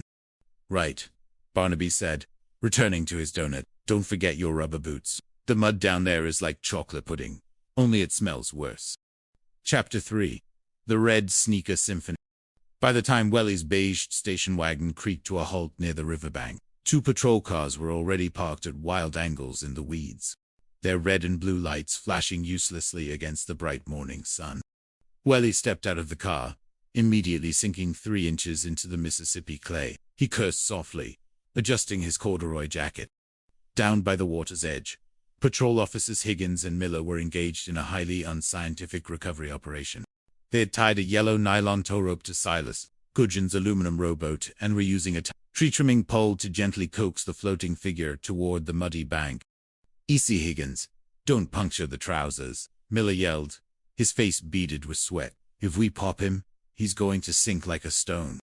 "I'm trying," Higgins shouted back, his boots slipping on a wet log. He snagged on some submerged brush. "Give me the oar." Welly trotted down the slope, his notebook held aloft like a shield. "Gentlemen, maintain the integrity of the crime scene. Do not disturb the spatial dynamics of the decedent." Silas Gudgeon, who was sitting on his 3-legged stool eating a ham sandwich, looked up. "The spatial what now, Welly? The boy's stuck on a stump. We're just trying to get him out before the turtles decide he's a buffet." Welly reached the bank, panting slightly. He looked down into the tea-colored water. The victim was face down, his limbs splayed in a loose starfish pattern. But as Higgins gave one final, desperate heave with the tree-trimming pole, the body slid free of the submerged branches and drifted into the shallows. Miller reached out with a pair of heavy-duty barbecue tongs, presumably borrowed from the trunk of his patrol. Coran snagged the loop of the victim's jeans. Together, with a series of wet, squelching noises that Welly felt in his teeth, they dragged the body onto the grassy bank. The officers took 3 steps back, crossing themselves. Welly took a deep breath, stepped forward, and knelt in the mud. He pulled out his pen flashlight, though the noon sun was now blindingly bright. "All right, let's see where the river has brought us," Welly whispered. The first thing that struck him literally was the smell. It was a potent cocktail of swamp gas, stagnant water, and the distinct aroma of a cabbage patch that had been left in a hot car for a fortnight. Welly swallowed hard, determined not to lose his breakfast of poached eggs and whole wheat toast in front of the patrol officers. The victim was a stoutly built man, wearing a heavy winter coat that was now sodden and weighed approximately 80 pounds. But it was not the coat, nor the bright red sneakers, that made Welly's breath catch in his throat. It was the wrists and ankles. Bound tightly around the denim of his ankles and the sodden cuffs of his jacket was a thick, shiny, copper wire with a clear plastic coating. It was knotted in a series of messy but highly effective "Is that?" Higgins muttered, leaning over Welly's shoulder. "Speaker wire," Welly said, his voice dropping to a dramatic whisper. "And not just any speaker wire. This is high-gauge, oxygen-free copper cabling, the kind used by audiophiles, who believe gold-plated terminals are a human right." "So he didn't just fall out of a bass boat," Miller concluded, scratching his nose. "Unless he was trying to wire the river for surround sound before he fell." "No," Welly said. "This, gentlemen, is what we in the trade call foul play. The victim was bound, hand and foot, and deposited into the watery depths of the Black Spot." "Who is he?" Silas asked from his stool, now on his second sandwich. "Face looks like a wet paper bag that's been run over by a lawnmower." Silas was correct. The decomposition, accelerated by the warm Mississippi water and the enthusiastic local fauna, had rendered the victim's facial features entirely anonymous. He was a blank slate of graying, waterlogged skin. Welly stood up, his knees cracking like pistol shots. "We cannot identify him by his face, but we will identify him by his secrets." Higgins, "Call the county coroner. Tell Dr. Clutterbuck we have a guest, and tell him to put on his nice apron, the one without the gravy stains." Chapter 4. The Tale of the Bruised Cabbage Rose. The Snaggletooth Bend County Morgue was located in the basement of the local civic center, directly beneath the room where the senior citizen line dancing club met on Tuesday afternoons. As Welly entered the chilly stainless steel room, the ceiling was vibrating with the muffled, rhythmic thumping of 20 elderly residents attempting the boot-scooting boogie. Dr. Thaddeus Clutterbuck, A man who resembled a Huron with a severe caffeine addiction was standing over the steel table. He was wearing a plastic apron featuring a cartoon of a pig wearing a chef's hat, and he was currently listening to a cassette tape of whale sounds. "Ah, Welly," Clutterbuck chirped, his voice echoing off the tile walls. "The Riverman. What a delightful specimen. Quite ripe, like a fine Munster cheese that has been left in a sunroom." "Can we skip the culinary metaphors, Thad?" Welly said, pulling a bottle of mentholated rub from his pocket and generously smearing it under his nose. "What do we know? Cause of death. Time of death. Favorite color." "Time of death is a slippery eel, my boy," Clutterbuck said, tapping a gloved finger against the victim's gray thigh. "In this heat, with this water temperature, he's been in the soup for at least 2 weeks, maybe 12 days, if the bluegills were feeling lazy. As for the cause of death, well, that's where the mystery deepens." Clutterbuck picked up a pair of tweezers and pointed to the victim's abdomen. There were several superficial, jagged lacerations across the stomach. "Are those stab wounds?" Welly asked, leaning in, then immediately regretting it, as the menthol rub failed to entirely combat the Munster cheese aroma. "They are not," Clutterbuck said cheerfully. "These are post-mortem nibbles, most likely from a very small, very determined snapping turtle named, let's call him Bartholomew." Bartholomew tried his best, but the denim was too tough. The skin underneath is torn, but there is no arterial spray, no internal hemorrhaging from these marks. He did not bleed to death. "So, did he drown?" "His lungs are full of water, yes," Clutterbuck said. "But whether he was breathing when he hit the water, or if his lungs simply filled via hydrostatic pressure after he was already dead, that's a question for a man with a much bigger budget than Snaggletooth Bend County. Frankly, the brain tissue is currently the consistency of oatmeal, so checking for hypoxia is out of the question." Welly sighed. "So you're telling me he might have been beaten, smothered, poisoned, or frightened to death by a loud noise, and then thrown in the river?" "Precisely. It's a choose-your-own adventure of mortality." Clutterbuck beamed. "However, I did find something that might interest your minor larceny-trained brain. Roll him over, would you?" Welly grimaced, grabbing the victim's shoulder while Clutterbuck took the hip. With a wet, heavy thud, the body rolled onto its side. Clutterbuck pointed a stainless steel spatula at the victim's inner right forearm. The skin was wrinkled and pale, but there, stark and unmistakable, was a tattoo. It was not a classic anchor. It was not a mother's name. It was a highly detailed, somewhat bulbous rose. However, due to the waterlogging of the skin, and perhaps the questionable artistic talent of the original tattooees, it looked less like a botanical wonder and more like a badly bruised head of red cabbage. "Well," Welly said slowly, "that is highly specific." "Indeed," Clutterbuck agreed, "a magnificent piece of folk art. I'd say the artist was either highly skilled or extremely drunk. Probably both, given the shading on the leaves."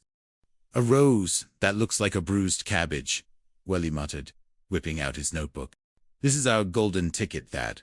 In a town of 6,000 people, how many men can possibly have a bruised cabbage rose tattooed on their arm?" "At least one," Clutterbuck said, "and he is currently lying on my table, smelling of the swamp. Happy hunt." Chapter 5. The Missing Multi-Level Marketer. Welly did not have to search the national database for the bruised cabbage rose. As it turned out, the database was sitting in the front lobby of the sheriff's department, in the form of Mrs. Mabel Higgins, the department's night shift receptionist and the town's undisputed oracle of gossip. "Oh, that's Aloysius Buster," Mabel said without looking up from her crossword puzzle. When Welly described the tattoo, though everyone called him Buster, he's been missing for near on 2 weeks. His ex-girlfriend, Penelope Green, came in here crying up a storm about 10 days ago. Said Buster hadn't called his kids to wish them a happy Tuesday. He always calls on Tuesdays, because that's the night they have taco specials at the bowling alley. Penelope Green. Welly wrote the name down, his flashlight pen clicking with authority. "What did Buster do for a living, Mabel?" "He was an entrepreneur," Mabel said, her tone suggesting the word was doing a lot of heavy lifting. "He sold organic swamp out of the back of his Honda Civic. Mostly it was just bags of dried moss and what smelled like cheap bourbon. But he claimed it kept the wrinkles away. He also tried to start a synchronized lawnmower drill team for the annual Mudfish Festival. But they had to disband after Cletus Honeycutt ran over the mayor's prize-winning hydrangea." "Cletus Honeycutt," Welly noted. "The name sounds familiar." "Should be He's the brother of Priscilla Honeycutt, Buster's estranged wife. They've been separated for 6 months. It was a real messy split. Welly, the kind where people start throwing patio furniture into the neighbor's pool.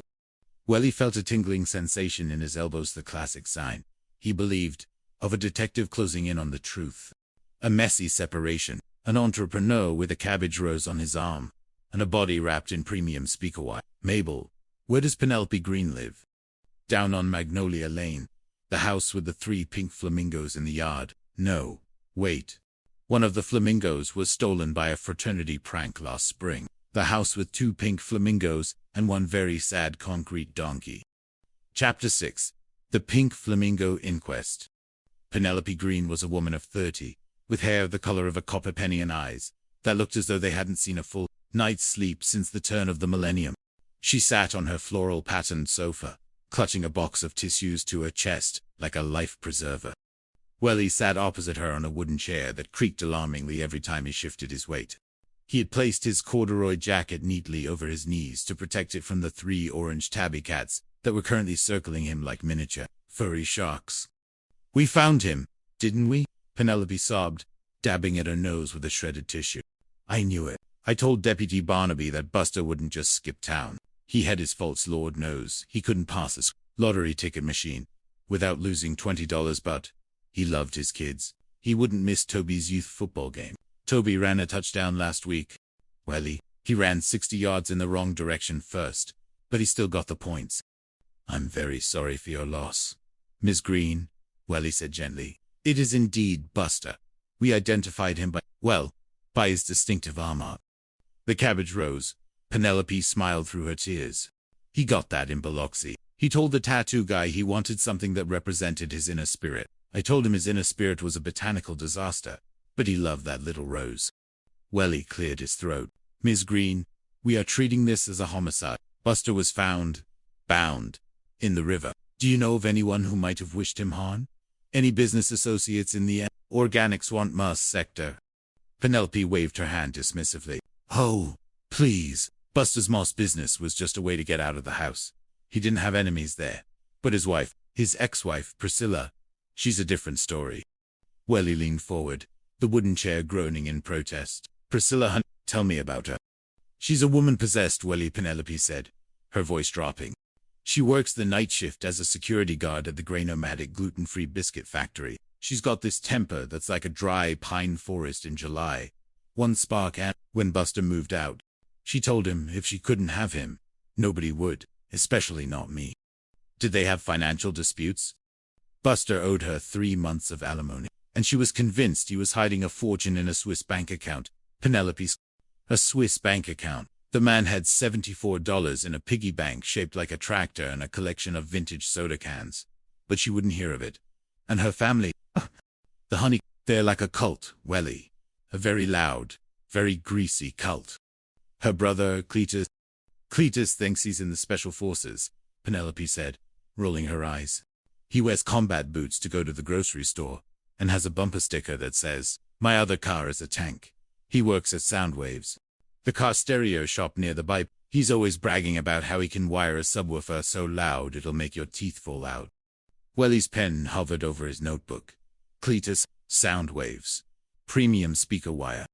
The puzzle pieces were not just falling into place, they were slamming down with the force of an anvil in a cartoon. And her father, Archie asked. Barnaby Honeycutt Sr., Penelope said, shuddering. He's 70, but he's got the grip of an alligator. He hates Buster. He blamed Buster for Priscilla's car getting repossessed last year. Even though Priscilla was the one who bought a custom jet ski instead of paying the car note, the 3 of them lived together in that big yellow house on High Marcus Street. If you want to find out what happened to Buster Welly, you need to look in that house. Chapter 7. The Sleepy Bear Motor Lodge. Before Welly could storm the Honeycutt Fortress on High Marcus Street, he had to perform due diligence. A good detective, he reminded himself, does not jump to conclusions. A good detective checks the phone records. An hour later, Welly was back at his desk, staring at a printout of Buster's cell phone activity from the night of February 25th, the last night he was seen alive. There were dozens of text messages from Priscilla, mostly written in capital letters and containing a creative variety of spelling errors. demanding that Buster return her good copper mixing bowl. But there were also 2 phone calls from a number Welly didn't recognize, made between 9 p.m. and 9:30 p.m. Welly ran the number through the department's billing database. The phone belonged to a Mr. Montgomery Monty. Address: Room 14, the Sleepy Bear Motor Lodge. Welly knew the Sleepy Bear. It was a motel on the edge of town whose sign featured a neon bear that had been blinking its left eye in a suggestive manner since 1982. It was the sort of place where people went when their spouses found out about their bowling league nights. 10 minutes later, Welly's station wagon pulled up outside room 4. He knocked on the door. Snaggletooth Bend police. Open up. There was a sudden, frantic rustling from inside, followed by the distinct sound of a toilet flushing repeatedly.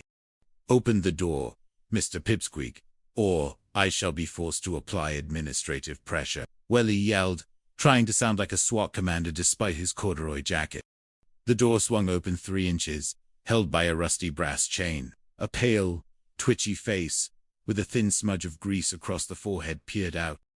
I don't have any grass, the man squeaked. I threw it all down the can. It was just oregano anyway, I swear to God. Officer, it was mostly dried parsley. Mr. Pipsqueak, I am not here about your culinary herbs, Welly said, flashing his gold-plated plastic investigator's badge. I am investigating the disappearance and subsequent watery demise of Aloysius Buster. Monty's eyes went wide. He tried to slam the door, but Willie, displaying a level of physical coordination that surprised even himself, jammed his suede-patched elbow into the gap. Ow! My elbow! That's Italian corduroy! Welly cried. Go away. I didn't kill him. I'm just a consumer, Monty went. If you don't open this door right now, Monty, I will call the tax inspector and have him look at your organic face mask business, Welly threatened, bluffing wildly. The chain slid back. Welly tumbled into the room, which smelled strongly of damp dog, cheap cologne, and indeed, burnt parsley. Monty sat on the edge of a sagging double bed, his hand shaking so violently he could barely hold a lit cigarette. I didn't do nothing. Buster was my guy, okay? He sold the good stuff, the real mountain mint. My ferret has arthritis, and the mint helps him sleep. Your ferret, Welly said, writing arthrotus ferret in his notebook. On the night of February 25th, you called Buster twice. It was my ferret's birthday, Monty said defensively. Barnabeth's the ferret was turning 4. Me and my roommate wanted to get a little buzzed, watch some cartoon reruns, and give Barnaby a nice piece of cheese. I called Buster to see if he could drop off a 20 bag of the mint. And did he? No, Monty cried.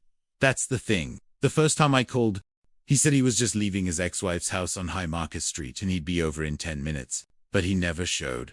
I waited an hour. Barnaby got really cranky and bit my toe. So I called Buster back at 9:45. The phone just rang and rang. Then it went straight to voicemail. I figured he got back with his wife or got arrested. I didn't know he was, in the drink. Welly stared at Monty. The man's fear was palpable, and more importantly, his story was pathetic enough to be entirely true. All right, Monty Welly said, standing up and brushing a stray piece of ferret kibble off his trousers. You're off the hook for now, but don't leave town. And buy your ferret some proper veterinary medicine. Dried parsley is not a cure for joint inflammation. Chapter 8. The Security Guard of the Biscuit Factory. The Grain-O-Matic gluten-free biscuit factory was a towering concrete structure that dominated Snaggletooth Bend's northern skyline, smelling constantly of toasted yeast and industrial grease.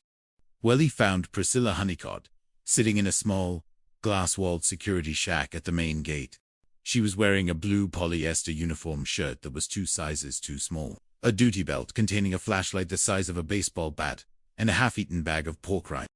She had a sharp, angular face and hair that was pulled back into a ponytail, so tight it seemed to be performing a permanent facelift. What do you want? Squeak, she spat, not looking up from her phone. If this is about my brother's muffler again, I told you. That noise is legally within the town's acoustic guidelines for agricultural machinery. It's not about the muffler, Priscilla, Welly said, stepping into the shack. He took off his corduroy cap and held it over his heart. I'm afraid I have some very grave news. Priscilla stopped scrolling. She looked at Welly, her eyes narrowing. Don't tell me. Buster lost his wallet again and wants me to bail him out of the laundromat. Buster is dead, Priscilla, we found his body in the Black Spot River this morning. Priscilla did not gasp. She did not cry. She slowly reached into her bag of pork rinds, pulled out a particularly curly one, and chewed it with deliberate, rhythmic crunching. Well, she said after a long silence, I always told him those red sneakers would be the death of him. No traction on wet clay. Welly blinked. Priscilla, he didn't slip. He was bound with speaker wire, hand and foot. Priscilla's jaw paused mid. For a fraction of a second, her eyes darted toward the corner of the security shack, where a coil of black nylon rope lay. Then she recovered, her face hardening into a mask of pure, dramatic outrage. Speaker wire. Well, isn't that just like him? Always trying to show off. He probably got mixed up with some of those high-end home theater gangs in Atlanta. I told him, Buster, you don't need Dolby Atmos to watch the racing.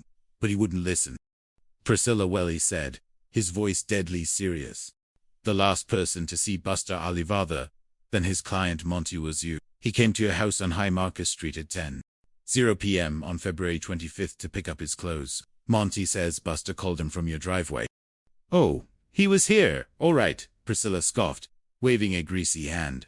Came in smelling of cheap lime cologne and that Penelope woman's hairspray. He grabbed his duffel bag and then his phone rang.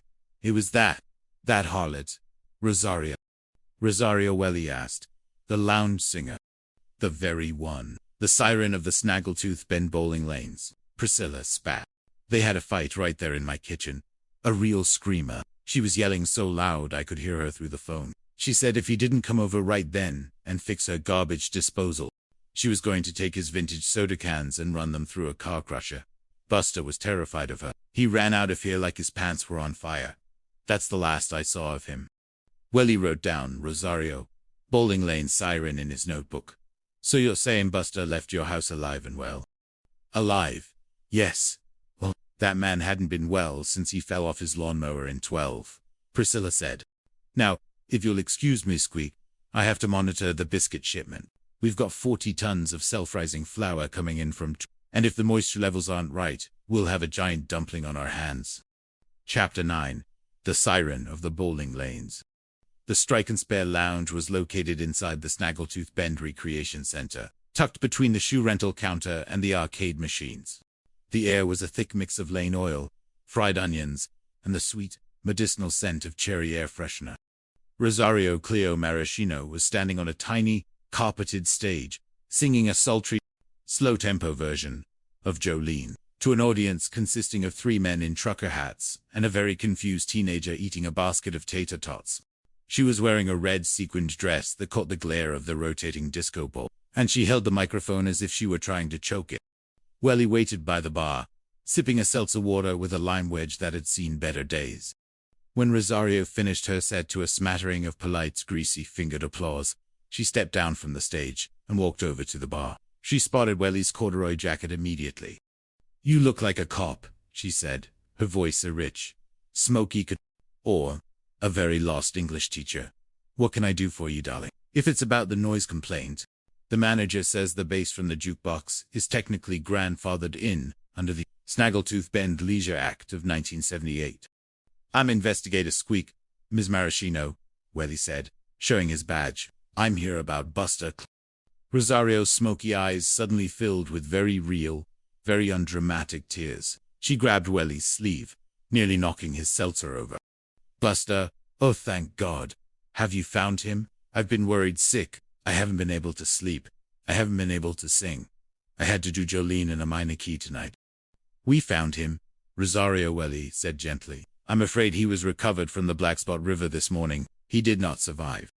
Rosario let out a dramatic, operatic wail that caused a teenager with the tater tots to drop his fork. She sank onto a vinyl bar stool, her sequins shimmering in the dim light.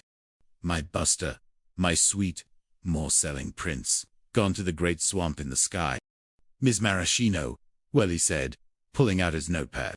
Priscilla Honeycutt claims that on the night of February 12th, you and Buster had a heated argument over the phone while he was at her house. She says you threatened his vintage soda can collection. Rosario stopped weeping instantly. Her face went cold, her eyes turning into 2 black coals. She said what? Rosario hissed. That lying, flower dust-covered witch. I didn't have an angry phone call with Buster that night. I had an angry phone call with her. Welly's pen hovered. With Priscilla? Yes, Rosario said, slamming her manicured hand onto the bar. Buster called me around 10:15 p.m. He sounded terrified. Well, he was whispering. He said he was locked in the bathroom at Priscilla's house, and that her brother, Cletus, and her dad were outside the door with a roll of speaker wire and a heavy-duty wrench. He said they were going to tune him up because of the alimony. And then the phone got snatched away, Rosario said, her voice trembling. And Priscilla came on the line. She was screaming at me, calling me every name in the book. She said Buster was her property, and she was going to make sure he never ran his lawnmower in my neighborhood again. I heard a loud thud in the background. Welly, like a pumpkin hitting a concrete floor, and then the line went dead. Did you call back? Of course I did, Rosario cried. I called 5 times, but it went straight to voicemail. I wanted to go over there, but I was terrified of... That man has 3 different types of crossbows in his garage. He's crazy. She reached into a small, sequined purse and pulled out her phone. Here, look at my logs. Look at the texts. I sent him 20 messages asking if he was okay. I even offered to pay Priscilla the alimony myself. Welly took the phone. He scrolled through the logs. Sure enough, at 10:18 p.m. on February 25th, there was an incoming call from Buster's number that lasted 42 seconds. Following that were 5 outgoing calls from Rosario's phone, all lasting 0 seconds, and a string of increasingly frantic text messages. 10:22 p.m. Buster, you okay? 10:25 p.m. What was that noise? 10:30 p.m. If you are dead, I will be so mad. 11 p.m. Please answer. Buster. Welly handed the phone back. The cold, hard truth was now staring him in the face, and it didn't look like a home theater enthusiast group in Atlanta. Thank you, Ms. Maraschino, Welly said, standing up. You've been extremely helpful, and for what it's worth, your rendition of Jolene was very moving. Thank you, Welly, she snuffled, dabbing her eyes. I think I'll do Stand By Your Man next, but with a reggae beat to honor his memory. Chapter 10. Welly knew he had a problem. He had a motive, a victim, and a trio of prime suspects. But what he didn't have was physical evidence linking them to the crime scene. A defense attorney would tear Rosario's testimony to shreds, claiming she was a jealous mistress trying to frame a respectable biscuit factory security guard. He needed the wire. Welly drove directly to Soundwaves, the car audio shop where Cletus Honeycutt worked. The shop was located in a tin warehouse next to a tractor dealership, and it was currently vibrating with a bass line so deep it was causing the gravel in the parking lot to dance. Inside, the shop was a wonderland of neon LED strips, massive subwoofers that looked like jet engines, and walls covered in spools of wire. A young man with a backwards baseball cap and a t-shirt that said "No Bass, No Glory" was leaning over the counter, eating a microwave burrito. Yo, the kid said. You looking to put some thump in your trunk? We got a special on 12-inch kickers today. I am investigator Squeak, Welly said, showing his badge. I'm looking for Cletus. Cletus. He ain't here today. He's on tactical leave, the kid said, making air quotes with his burrito-free hand. Said he had to go to the surplus store in Jackson to buy some night vision goggles for his squirrel hunting expedition. I see, Welly said. He leaned over the counter, pulling a photograph of the speaker wire from Buster's ankles out of his jacket pocket. Do you recognize this wire? The kid squinted at the photo, chewing slowly. Oh, yeah, that's the Gold Series, oxygen-free, 12-gauge copper cape. We use it for the high-end custom installs. It's got that clear outer sleeve with the blue stripe down the middle, so you don't mix up your positive and negative terminals. Does Cletus have access to this wire? Access, man. Cletus is the wire. The kid laughed. He's got spools of it in the back of his truck. He's always taking scraps home to wire up his own stuff. Last week he tried to wire his dad's riding lawnmower with a marine-grade amplifier. He said he wanted to be able to hear the banjo music over the engine. The banjo music, Welly repeated, his eyes narrowing. Did he say whose banjo music? Nah, just said some pest was playing too loud and needed to be muted. Welly felt a cold shiver run down his spine. Do you have any of that wire here right now? I need to compare it to my specimen. The kid walked into the back room and returned with a spool of wire. Welly pulled a small piece of the wire recovered from Buster's body and laid it next to the spool. They were identical, the same gauge, The same clear plastic sleeve. The same distinctive blue stripe. It's a match, Welly whispered. Cool, the kid said. You want to buy a spool? It's $99, but I can give you the law enforcement discount if you let me off for that red light ticket I got last month. I cannot do that, Welly said, grabbing his baggie. But you have just provided a crucial piece of the puzzle, young man. Snaggletooth Bend, thanks you. Chapter 11. The House on High Market Street. Armed with a search warrant signed by a very sleepy judge, who was more interested in getting back to his golf game than reading the affidavit, Welly, Deputy Barnaby, and 2 state troopers pulled up outside the yellow Honeycutt residence on High Market Street. The house was a sprawling 2-story Victorian that had seen better days. The paint was peeling like sunburned skin, and the front yard was decorated with 3 broken riding lawn mowers and an old cast-iron bathtub filled with petunias. Welly led the way up the creaking wooden steps, his hand resting nervously on his service weapon, a revolver he hadn't fired since his target practice exam 3 years ago. He knocked on the door. Snaggletooth Bend Police, we have a search warrant. Open the door. The door swung open to reveal Barnaby Honeycutt Sr. He was a terrifyingly robust 70-year-old wearing a faded stained undershirt and a pair of suspenders holding up trousers that appeared to be made of canvas. He was holding a half-peeled potato and a paring knife. What do you want? Squeak, the old man growled, his voice sounding like 2 bricks being rubbed together. If this is about the drainage ditch, I told the council. The water goes where the water wants to go. It's a sovereign fluid. Mr. Honey, we have a warrant to search these premises in connection with the homicide of Aloysius Buster, Welly said, trying to keep his voice from cracking. The old man didn't flinch. He slowly pointed the paring knife at Welly. He's probably in Florida, drinking rum out of a coconut. We found him in the river, Mr. Honeycutt, Deputy Barnaby said, stepping forward, and we're here to look for where he spent his last moments. Priscilla and Cletus suddenly appeared behind their father in the dark hallway. Cletus was wearing full digital camouflage fatigues, despite being indoors, and had a pair of tactical sunglasses perched on his forehead. You ain't searching nothing, Cletus yelled, stepping forward. This house is a sovereign military zone. I've declared martial law in the parlor. Step aside, Cletus, one of the state troopers said, a large man named Miller who looked like he could wrestle a bull, or we'll add obstruction of justice to the list. With a series of grunts and muttered curses, the Honeycutts retreated to the front porch under the watchful eye of the troopers, while Welly and Deputy Barnaby entered the house. The interior was a chaotic mess of dirty dishes, hunting magazines, and half-assembled car stereos. But Welly wasn't interested in the clutter. He was looking for the bedroom where Buster was supposedly picking up his clothes. At the end of the hall on the 2nd floor, they found Priscilla's bedroom. The room was surprisingly tidy, featuring a neat floral bedspread and a vanity table covered in perfume bottles. But as Welly walked across the room, his foot caught on something. He looked down. The wall-to-wall beige carpeting looked normal at first glance.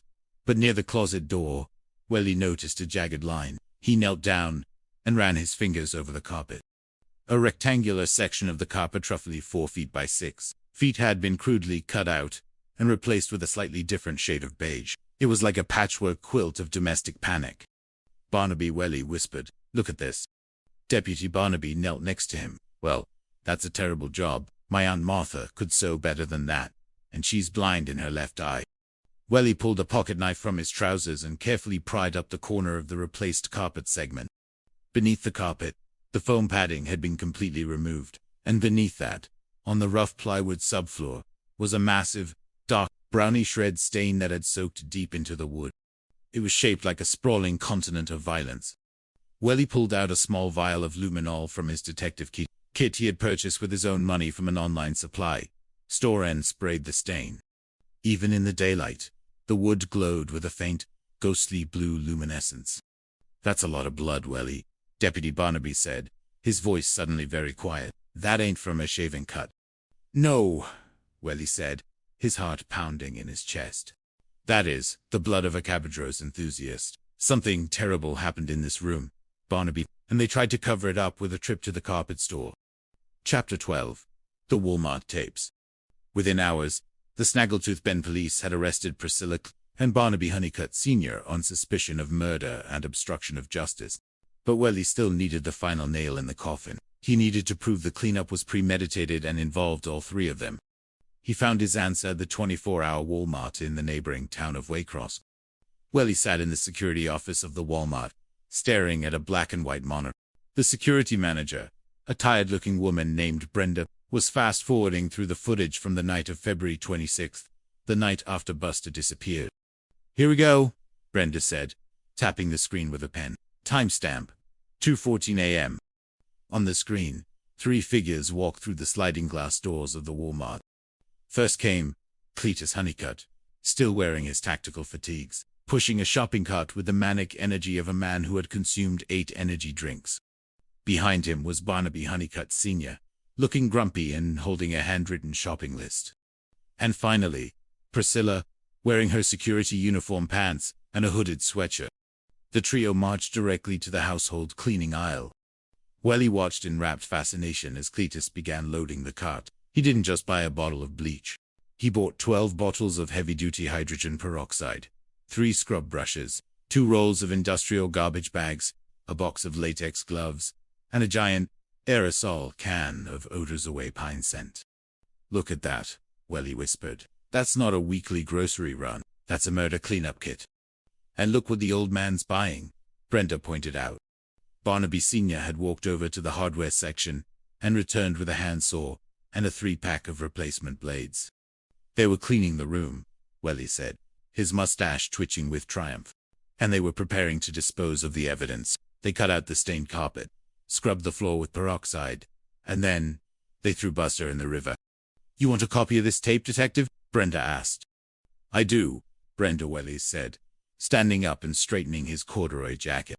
"I want it on a DVD, and make sure you label it the Honeycutt family shopping spree. I think the jury is going to find it highly entertaining." Chapter 13: The Trial of the Century. The Snaggletooth Bend County Courthouse was packed to the gills. It was the biggest event in the town's history since the Great Tractor Fire of '88. People had brought lawn chairs and coolers of sweet tea, lining up outside the doors at 6 a.m. just to get a seat in the gallery. Welly sat at the prosecution table, wearing his best tweed suit and looking extremely professional. Priscilla and Cletus sat at the defense table, wearing matching orange jumpers. Cletus had tried to wear his tactical sunglasses into the courtroom, but the judge, a formidable woman named Judge Gertrude the Hammer Stone, had threatened to have him held in contempt and forced to clean the courthouse toilets with a toothbrush. The defense attorney, a slick man from Savannah named Montgomery Clift, stood up.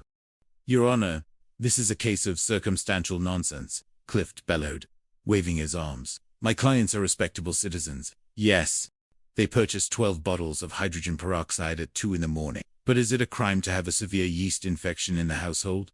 Is it a crime to want a clean carpet?"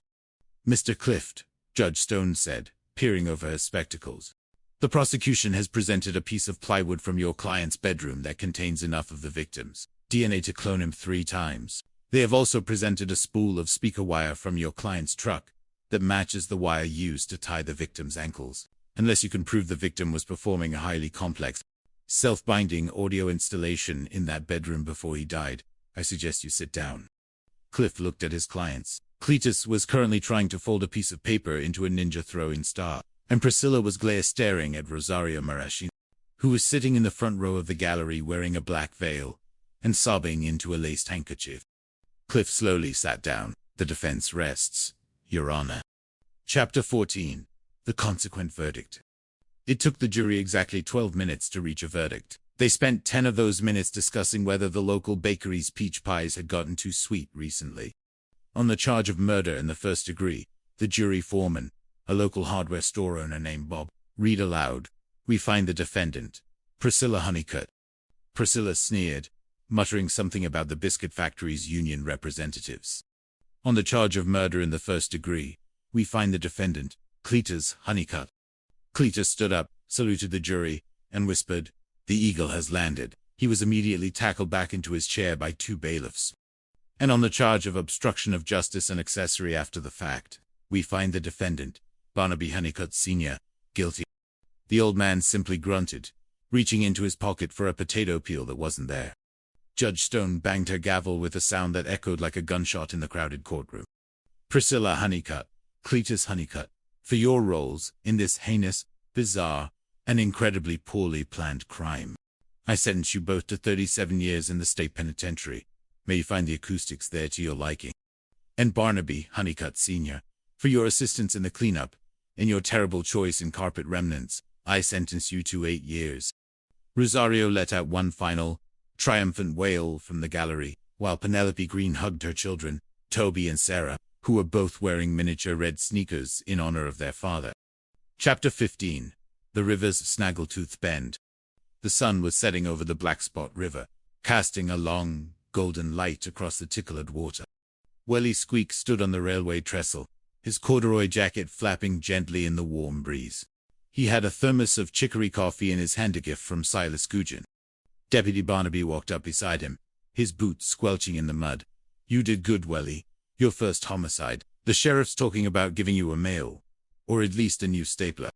I don't need a medal, Barnaby Welly said, looking down at the slow-moving current. I just wanted to get justice for Buster, and his cabbage rose. That's beautiful. Welly, Barnaby said, wiping a tear from his eye. You want to go to the strike and spare. Rosario's doing a special tribute set tonight. She promised to sing Freebird on the ukulele. Welly closed his notebook, clicked his flashlight pen one last time, and slipped it into his pocket. Lead the way, Barnaby Welly said. I think I've earned a basket of tater tots. The Gull's Gizzard Chronicles, a comedy of errors, alimony, and high-end audio cable. Chapter 1. The Great Catfish Disappointment. Silas Gudgeon was not a man who demanded much from the universe. A thermostatic flask of lukewarm chicory coffee, a canister of doughballs flavored with imitation vanilla extract, and a three-legged folding stool were the holy trinity of his Saturday mornings. The Black Spot River, a slow-moving tea-colored artery winding through the humid, moss-strapped lowlands of Gold's Gizzard. North Carolina usually obliged his modest desires by yielding a 3-pound mudcat or, at the very least, an old boot containing a mildly startled crawfish. On the morning of March 11th, the Black Spot River was feeling uncharacteristically dramatic. Silas sat on the muddy bank, squinting through the rising steam of the southern dawn. The air was thick enough to chew, smelling of wet clay, decaying cypress knees, and the distant, sugary tang of the local waffle emporium. His fiberglass rod gave a lazy, downward nod. Silas grunted, set down his plastic cup of chicory, and began to reel. The drag on his reel shrieked not, with the clean, energetic zip of a striped base, but with the heavy, stubborn reluctance of a waterlogged log or a discarded washing machine. Come on, you old madonkey, Silas muttered, his biceps trembling beneath his flannel shirt. He gave the rod a mighty heave.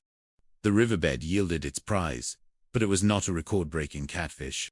It was a pair of bright red size 11 high-top sneakers, pointing straight up toward the heavens, like to neon exclamation marks.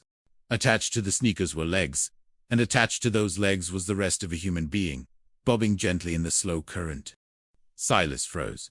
He stared at the red sneakers. He stared at the waterlogged denim. He looked down at his fishing rod, then back at the river. Well now, Silas said to the empty swamp, that's going to ruin the flavor of the divorce.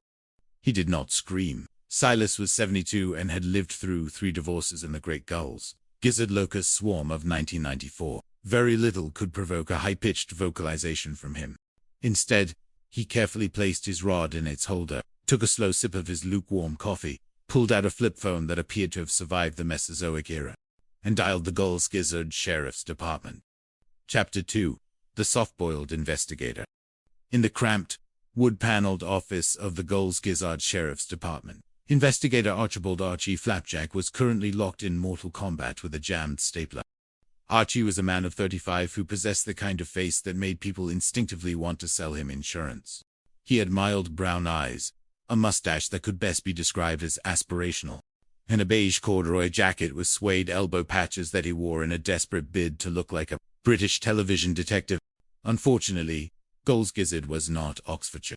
It was a town where the most frequent crime was unlicensed goat transport, and the local teenagers once managed to spray paint a crude caricature of a tractor onto the side of the town hall. Come on, you metallic little demon, Archie hissed, poking at the stapler's feeding mechanism with a paperclip. The desk phone rang. It was a heavy, rotary-style beast that the sheriff refused to replace because he believed digital signals gave the police dogs the vapors. Archie snatched it up. Investigator property crimes. minor larceny, and general nuisance division. Archie, it's Betty at dispatch. A voice crackled through the receiver over a background noise of what sounded like a television play in The Price is Right. We got a situation down by the old railway trestle on the Black Spot. Silas Gudgeon says he hooked a floater. Archie sighed, adjusting his glasses. A floater, like a prize-winning pumpkin. Silas is always complaining about the neighboring county dump in agricultural runoff. No, Archie, a human floater, wearing red sneakers. Archie's heart did a little tap dance against his ribs. He had spent his 5-year career as an investigator dealing with stolen lawnmowers, disputed property lines, and one memorable incident involving an aggressive gander named Sir His. He had never, in his entire professional life, dealt with a corpse. A real one, Archie stammered. Not a department store mannequin. You remember the great Halloween prank of 2015? Betty, my blood pressure still hasn't recovered. Silas says it's real, Art, and he says the fish are starting to gather. You might want to get down there before the bluegills make off with the evidence.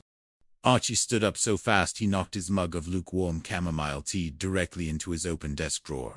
Ignoring the rising tide of herbal infusion, he grabbed his notepad, his favorite ballpoint pen, and his keys. As he strode through the lobby, Deputy Barnaby, a man whose physical dimensions closely mirrored those of a sack of potatoes, looked up from his jelly donut. Where's the fire, Arch? The Black Spot River, Archie said, trying to lower his voice by an octave to sound like a man who frequently encountered darkness and despair. We have a homicide. Deputy Barnaby blinked, a speck of red jelly clinging to his chin. A homicide. Ingol's gizzard. Did Mrs. Gable finally put arsenic in her husband's pecan pie? We don't know yet, Archie said, puffing at his chest, but the river is whispering its secrets. Barnaby, and I intend to listen. Right, Barnaby said, returning to his donut. Don't forget your rubber boots. The mud down there is like chocolate pudding, only it smells worse. Chapter 3. The Squalid Shoreline Extraction. By the time Archie's beige station wagon creaked to a halt near the riverbank, 2 patrol cars were already parked at wild angles in the weeds, their red and blue lights flashing uselessly against the bright morning sun. Archie stepped out of the car, immediately sinking 3 inches into the swampy Carolina clay. He cursed softly, adjusting his corduroy jacket. Down by the water's edge, patrol officers, Higgins and Miller, were engaged in a highly unscientific recovery operation. They had tied a yellow nylon tow rope to Silas Gudgeon's aluminum rowboat and were using a tree trimming pole to gently coax the floating figure toward the muddy bank. Easy, Higgins. Don't puncture the trousers, Miller yelled, his face beaded with sweat. If we pop him, he's going to sink like a stone. I'm trying, Higgins shouted back, his boots slipping on a wet log. He snagged on some submerged brush. Give me the oar. Archie trotted down the slope, his notebook held aloft like a shield. Gentlemen, maintain the integrity of the crime scene. Do not disturb the spatial dynamics of the decedent. Silas Gudgeon, who was sitting on his 3-legged stool eating a ham sandwich, looked up. The spatial what now, Archie? The boy's stuck on a stump. We're just trying to get him out before the turtles decide he's a buffer. Archie reached the bank, panting slightly. He looked down into the tea-colored water. The victim was face down, his limbs splayed in a loose starfish pattern. But as Higgins gave one final, desperate heave with the tree trimming pole, the body slid free of the submerged branches and drifted into the shallows. Miller reached out with a pair of heavy-duty barbecue tongs, presumably borrowed from the trunk of his patrol car, and snagged the loop of the victim's jeans. Together, with a series of wet, squelching noises that Archie felt in his teeth, they dragged the body onto the grassy bank. The officers took 3 steps back, crossing themselves. Archie took a deep breath, stepped forward, and knelt in the mud. He pulled out his pen flashlight, though the noon sun was now blindingly bright. All right, let's see what the river has brought us, Archie whispered. The first thing that struck him literally was the smell. It was a potent cocktail of swamp gas, stagnant water, and the distinct aroma of a cabbage patch that had been left in a hot car for Archie swallowed hard, determined not to lose his breakfast of poached eggs and whole wheat toast in front of the patrol officers. The victim was a stoutly built man, wearing a heavy winter coat that was now sodden and weighed approximately 80 pounds. But it was not the coat, nor the bright red sneakers, that made Archie's breath catch in his throat. It was the wrists and ankles. Bound tightly around the denim of his ankles and the sodden cuffs of his jacket was a thick, shiny copper wire with a clear plastic coating. It was knotted in a series of messy but highly effective Is that? Higgins muttered, leaning over Archie's shoulder. Speaker wire, Archie said, his voice dropping to a dramatic whisper. And not just any speaker wire. This is heat-gauge, oxygen-free copper cabling, the kind used by audiophiles who believe gold-plated terminals are a human right. So he didn't just fall out of a base boat, Miller concluded, scratching his nose. Unless he was trying to wire the river for a surround sound before he fell. No, Archie said. This, gentlemen, is what we in the trade call foul play. The victim was bound, hand and foot, and deposited into the watery depths of the black spot. Who is he? Silas asked from his stool, now on his second sandwich. Face looks like a wet paper bag that's been run over by a lawnmower. Silas was correct. The decomposition, accelerated by the warm southern water and the enthusiastic local fauna, had rendered the victim's facial features entirely anonymous. He was a blank slate of graying waterlogged skin. Archie stood up, his knees cracking like pistol shots. We cannot identify him by his face, but we will identify him by his secrets. Higgins, call the county coroner. Tell Dr. Clutterbuck we have a guest, and tell him to put on his nice apron, the one without the gravy stains. Chapter 4. The Autopsy of Dr. Thaddeus. The Gulsgazard County Morgue was located in the basement of the local civic center, directly beneath the room where the senior citizen line dancing club met on Tuesday afternoons. As Archie entered the chilly stainless steel room, the ceiling was vibrating with a muffled, rhythmic thumping of 20 elderly residents attempting the boot-scooting boogie. Dr. Thaddeus Clutterbuck, a man who resembled a Huron with a severe caffeine addiction, was standing over the steel table. He was wearing a plastic apron featuring a cartoon of a pig wearing a chef's hat, and he was currently listening to a cassette tape of whale sounds. Ah, Archie, Clutterbuck chirped, his voice echoing off the tile walls. The riverman. What a delightful specimen, quite ripe, like a fine Munster cheese that has been left in a sunroom. Can we skip the culinary metaphors? Archie said, pulling a bottle of mentholated rub from his pocket and generously smearing it under his nose. What do we know? Cause of death. Time of death. Favorite color. Time of death is a slippery eel, my boy, Clutterbuck said, tapping a gloved finger against the victim's gray thigh. In this heat, with this water temperature, he's been in the soup for at least 2 weeks, maybe 12 days. If the bluegills were feeling lazy. As for the cause of death, well, that's where the mystery deepens. Clutterbuck picked up a pair of tweezers and pointed to the victim's abdomen. There were several superficial, jagged lacerations across the stomach. Are those stab wounds? Archie asked, leaning in, then immediately regretting it as the menthol rub failed to entirely combat the Munster cheese aroma.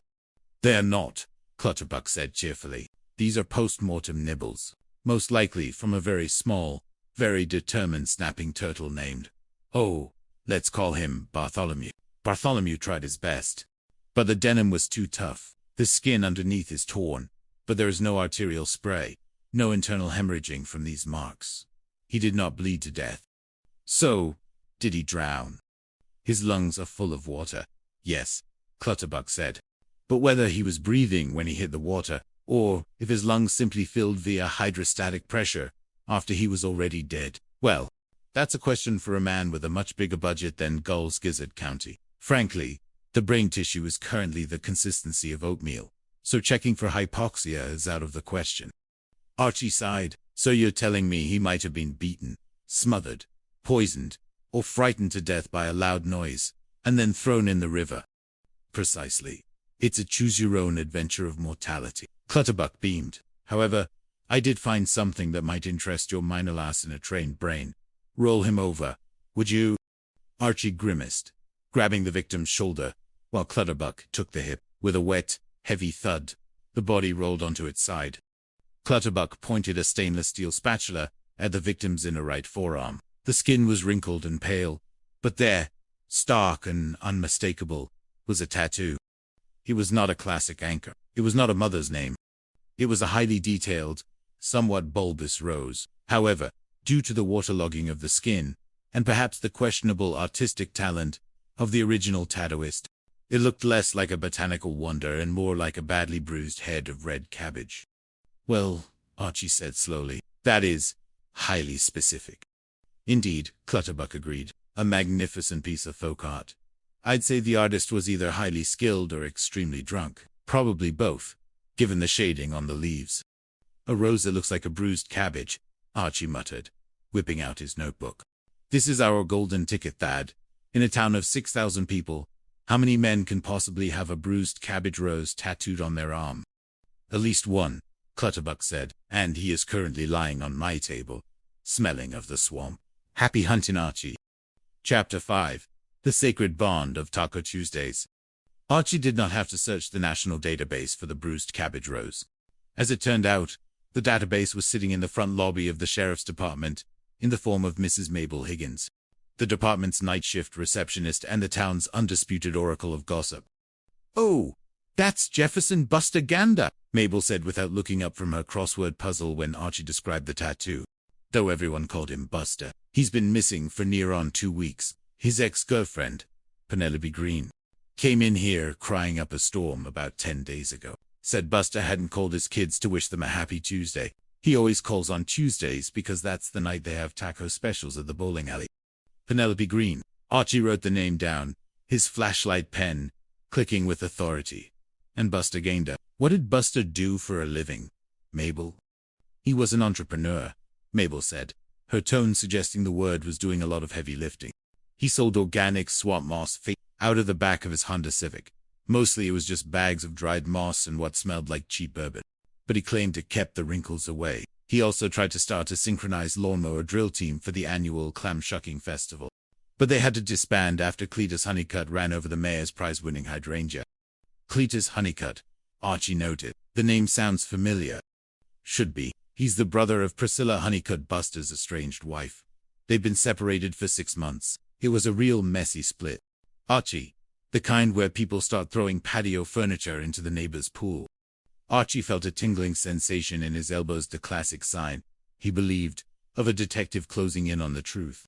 A messy separation, an entrepreneur with a cabbage rose on his arm, and a body wrapped in premium speaker wire. Mabel, where does Penelope Green live? Down on Magnolia Lane, the house with the 3 pink flamingos in the yard. No, wait. One of the flamingos was stolen by a fraternity prank last spring. The house with 2 pink flamingos, and 1 very sad concrete donkey.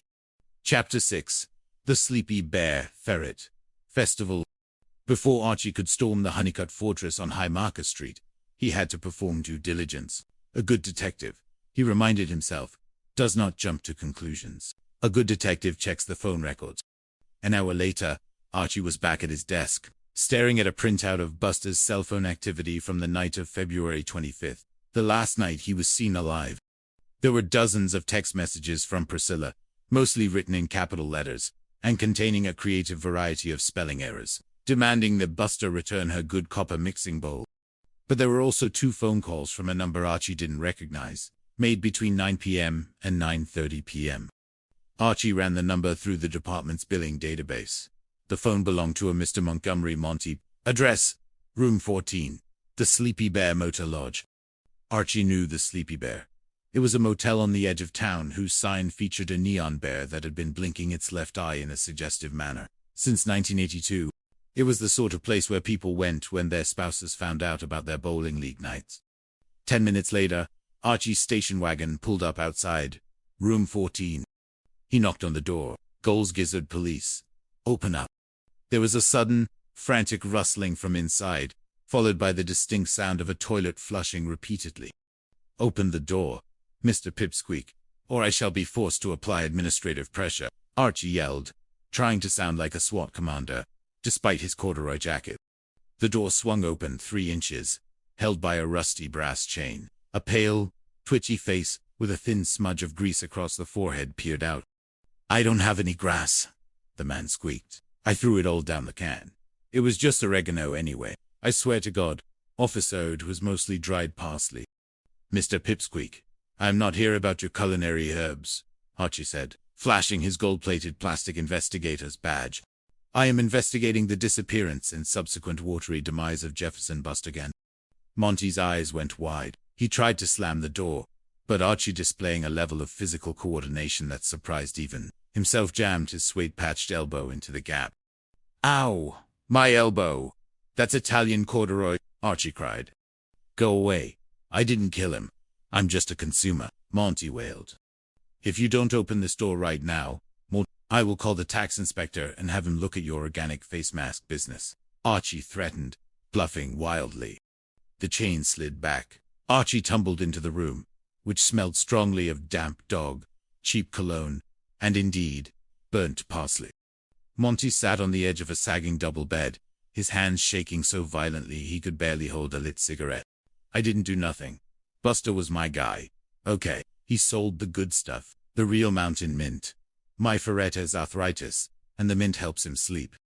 Your ferret, Archie said, writing arthritis ferret in his notebook. On the night of February 25th, you called Buster twice. It was my ferret's birthday, Monty said defensively. Barnabeth, that's the ferret was turning. Me and my roommate wanted to get a little buzzed, watch some cartoon reruns, and give Barnaby a nice piece of cheese. I called Buster to see if he could drop off a 20 bag of the mint. And did he? No, Monty cried.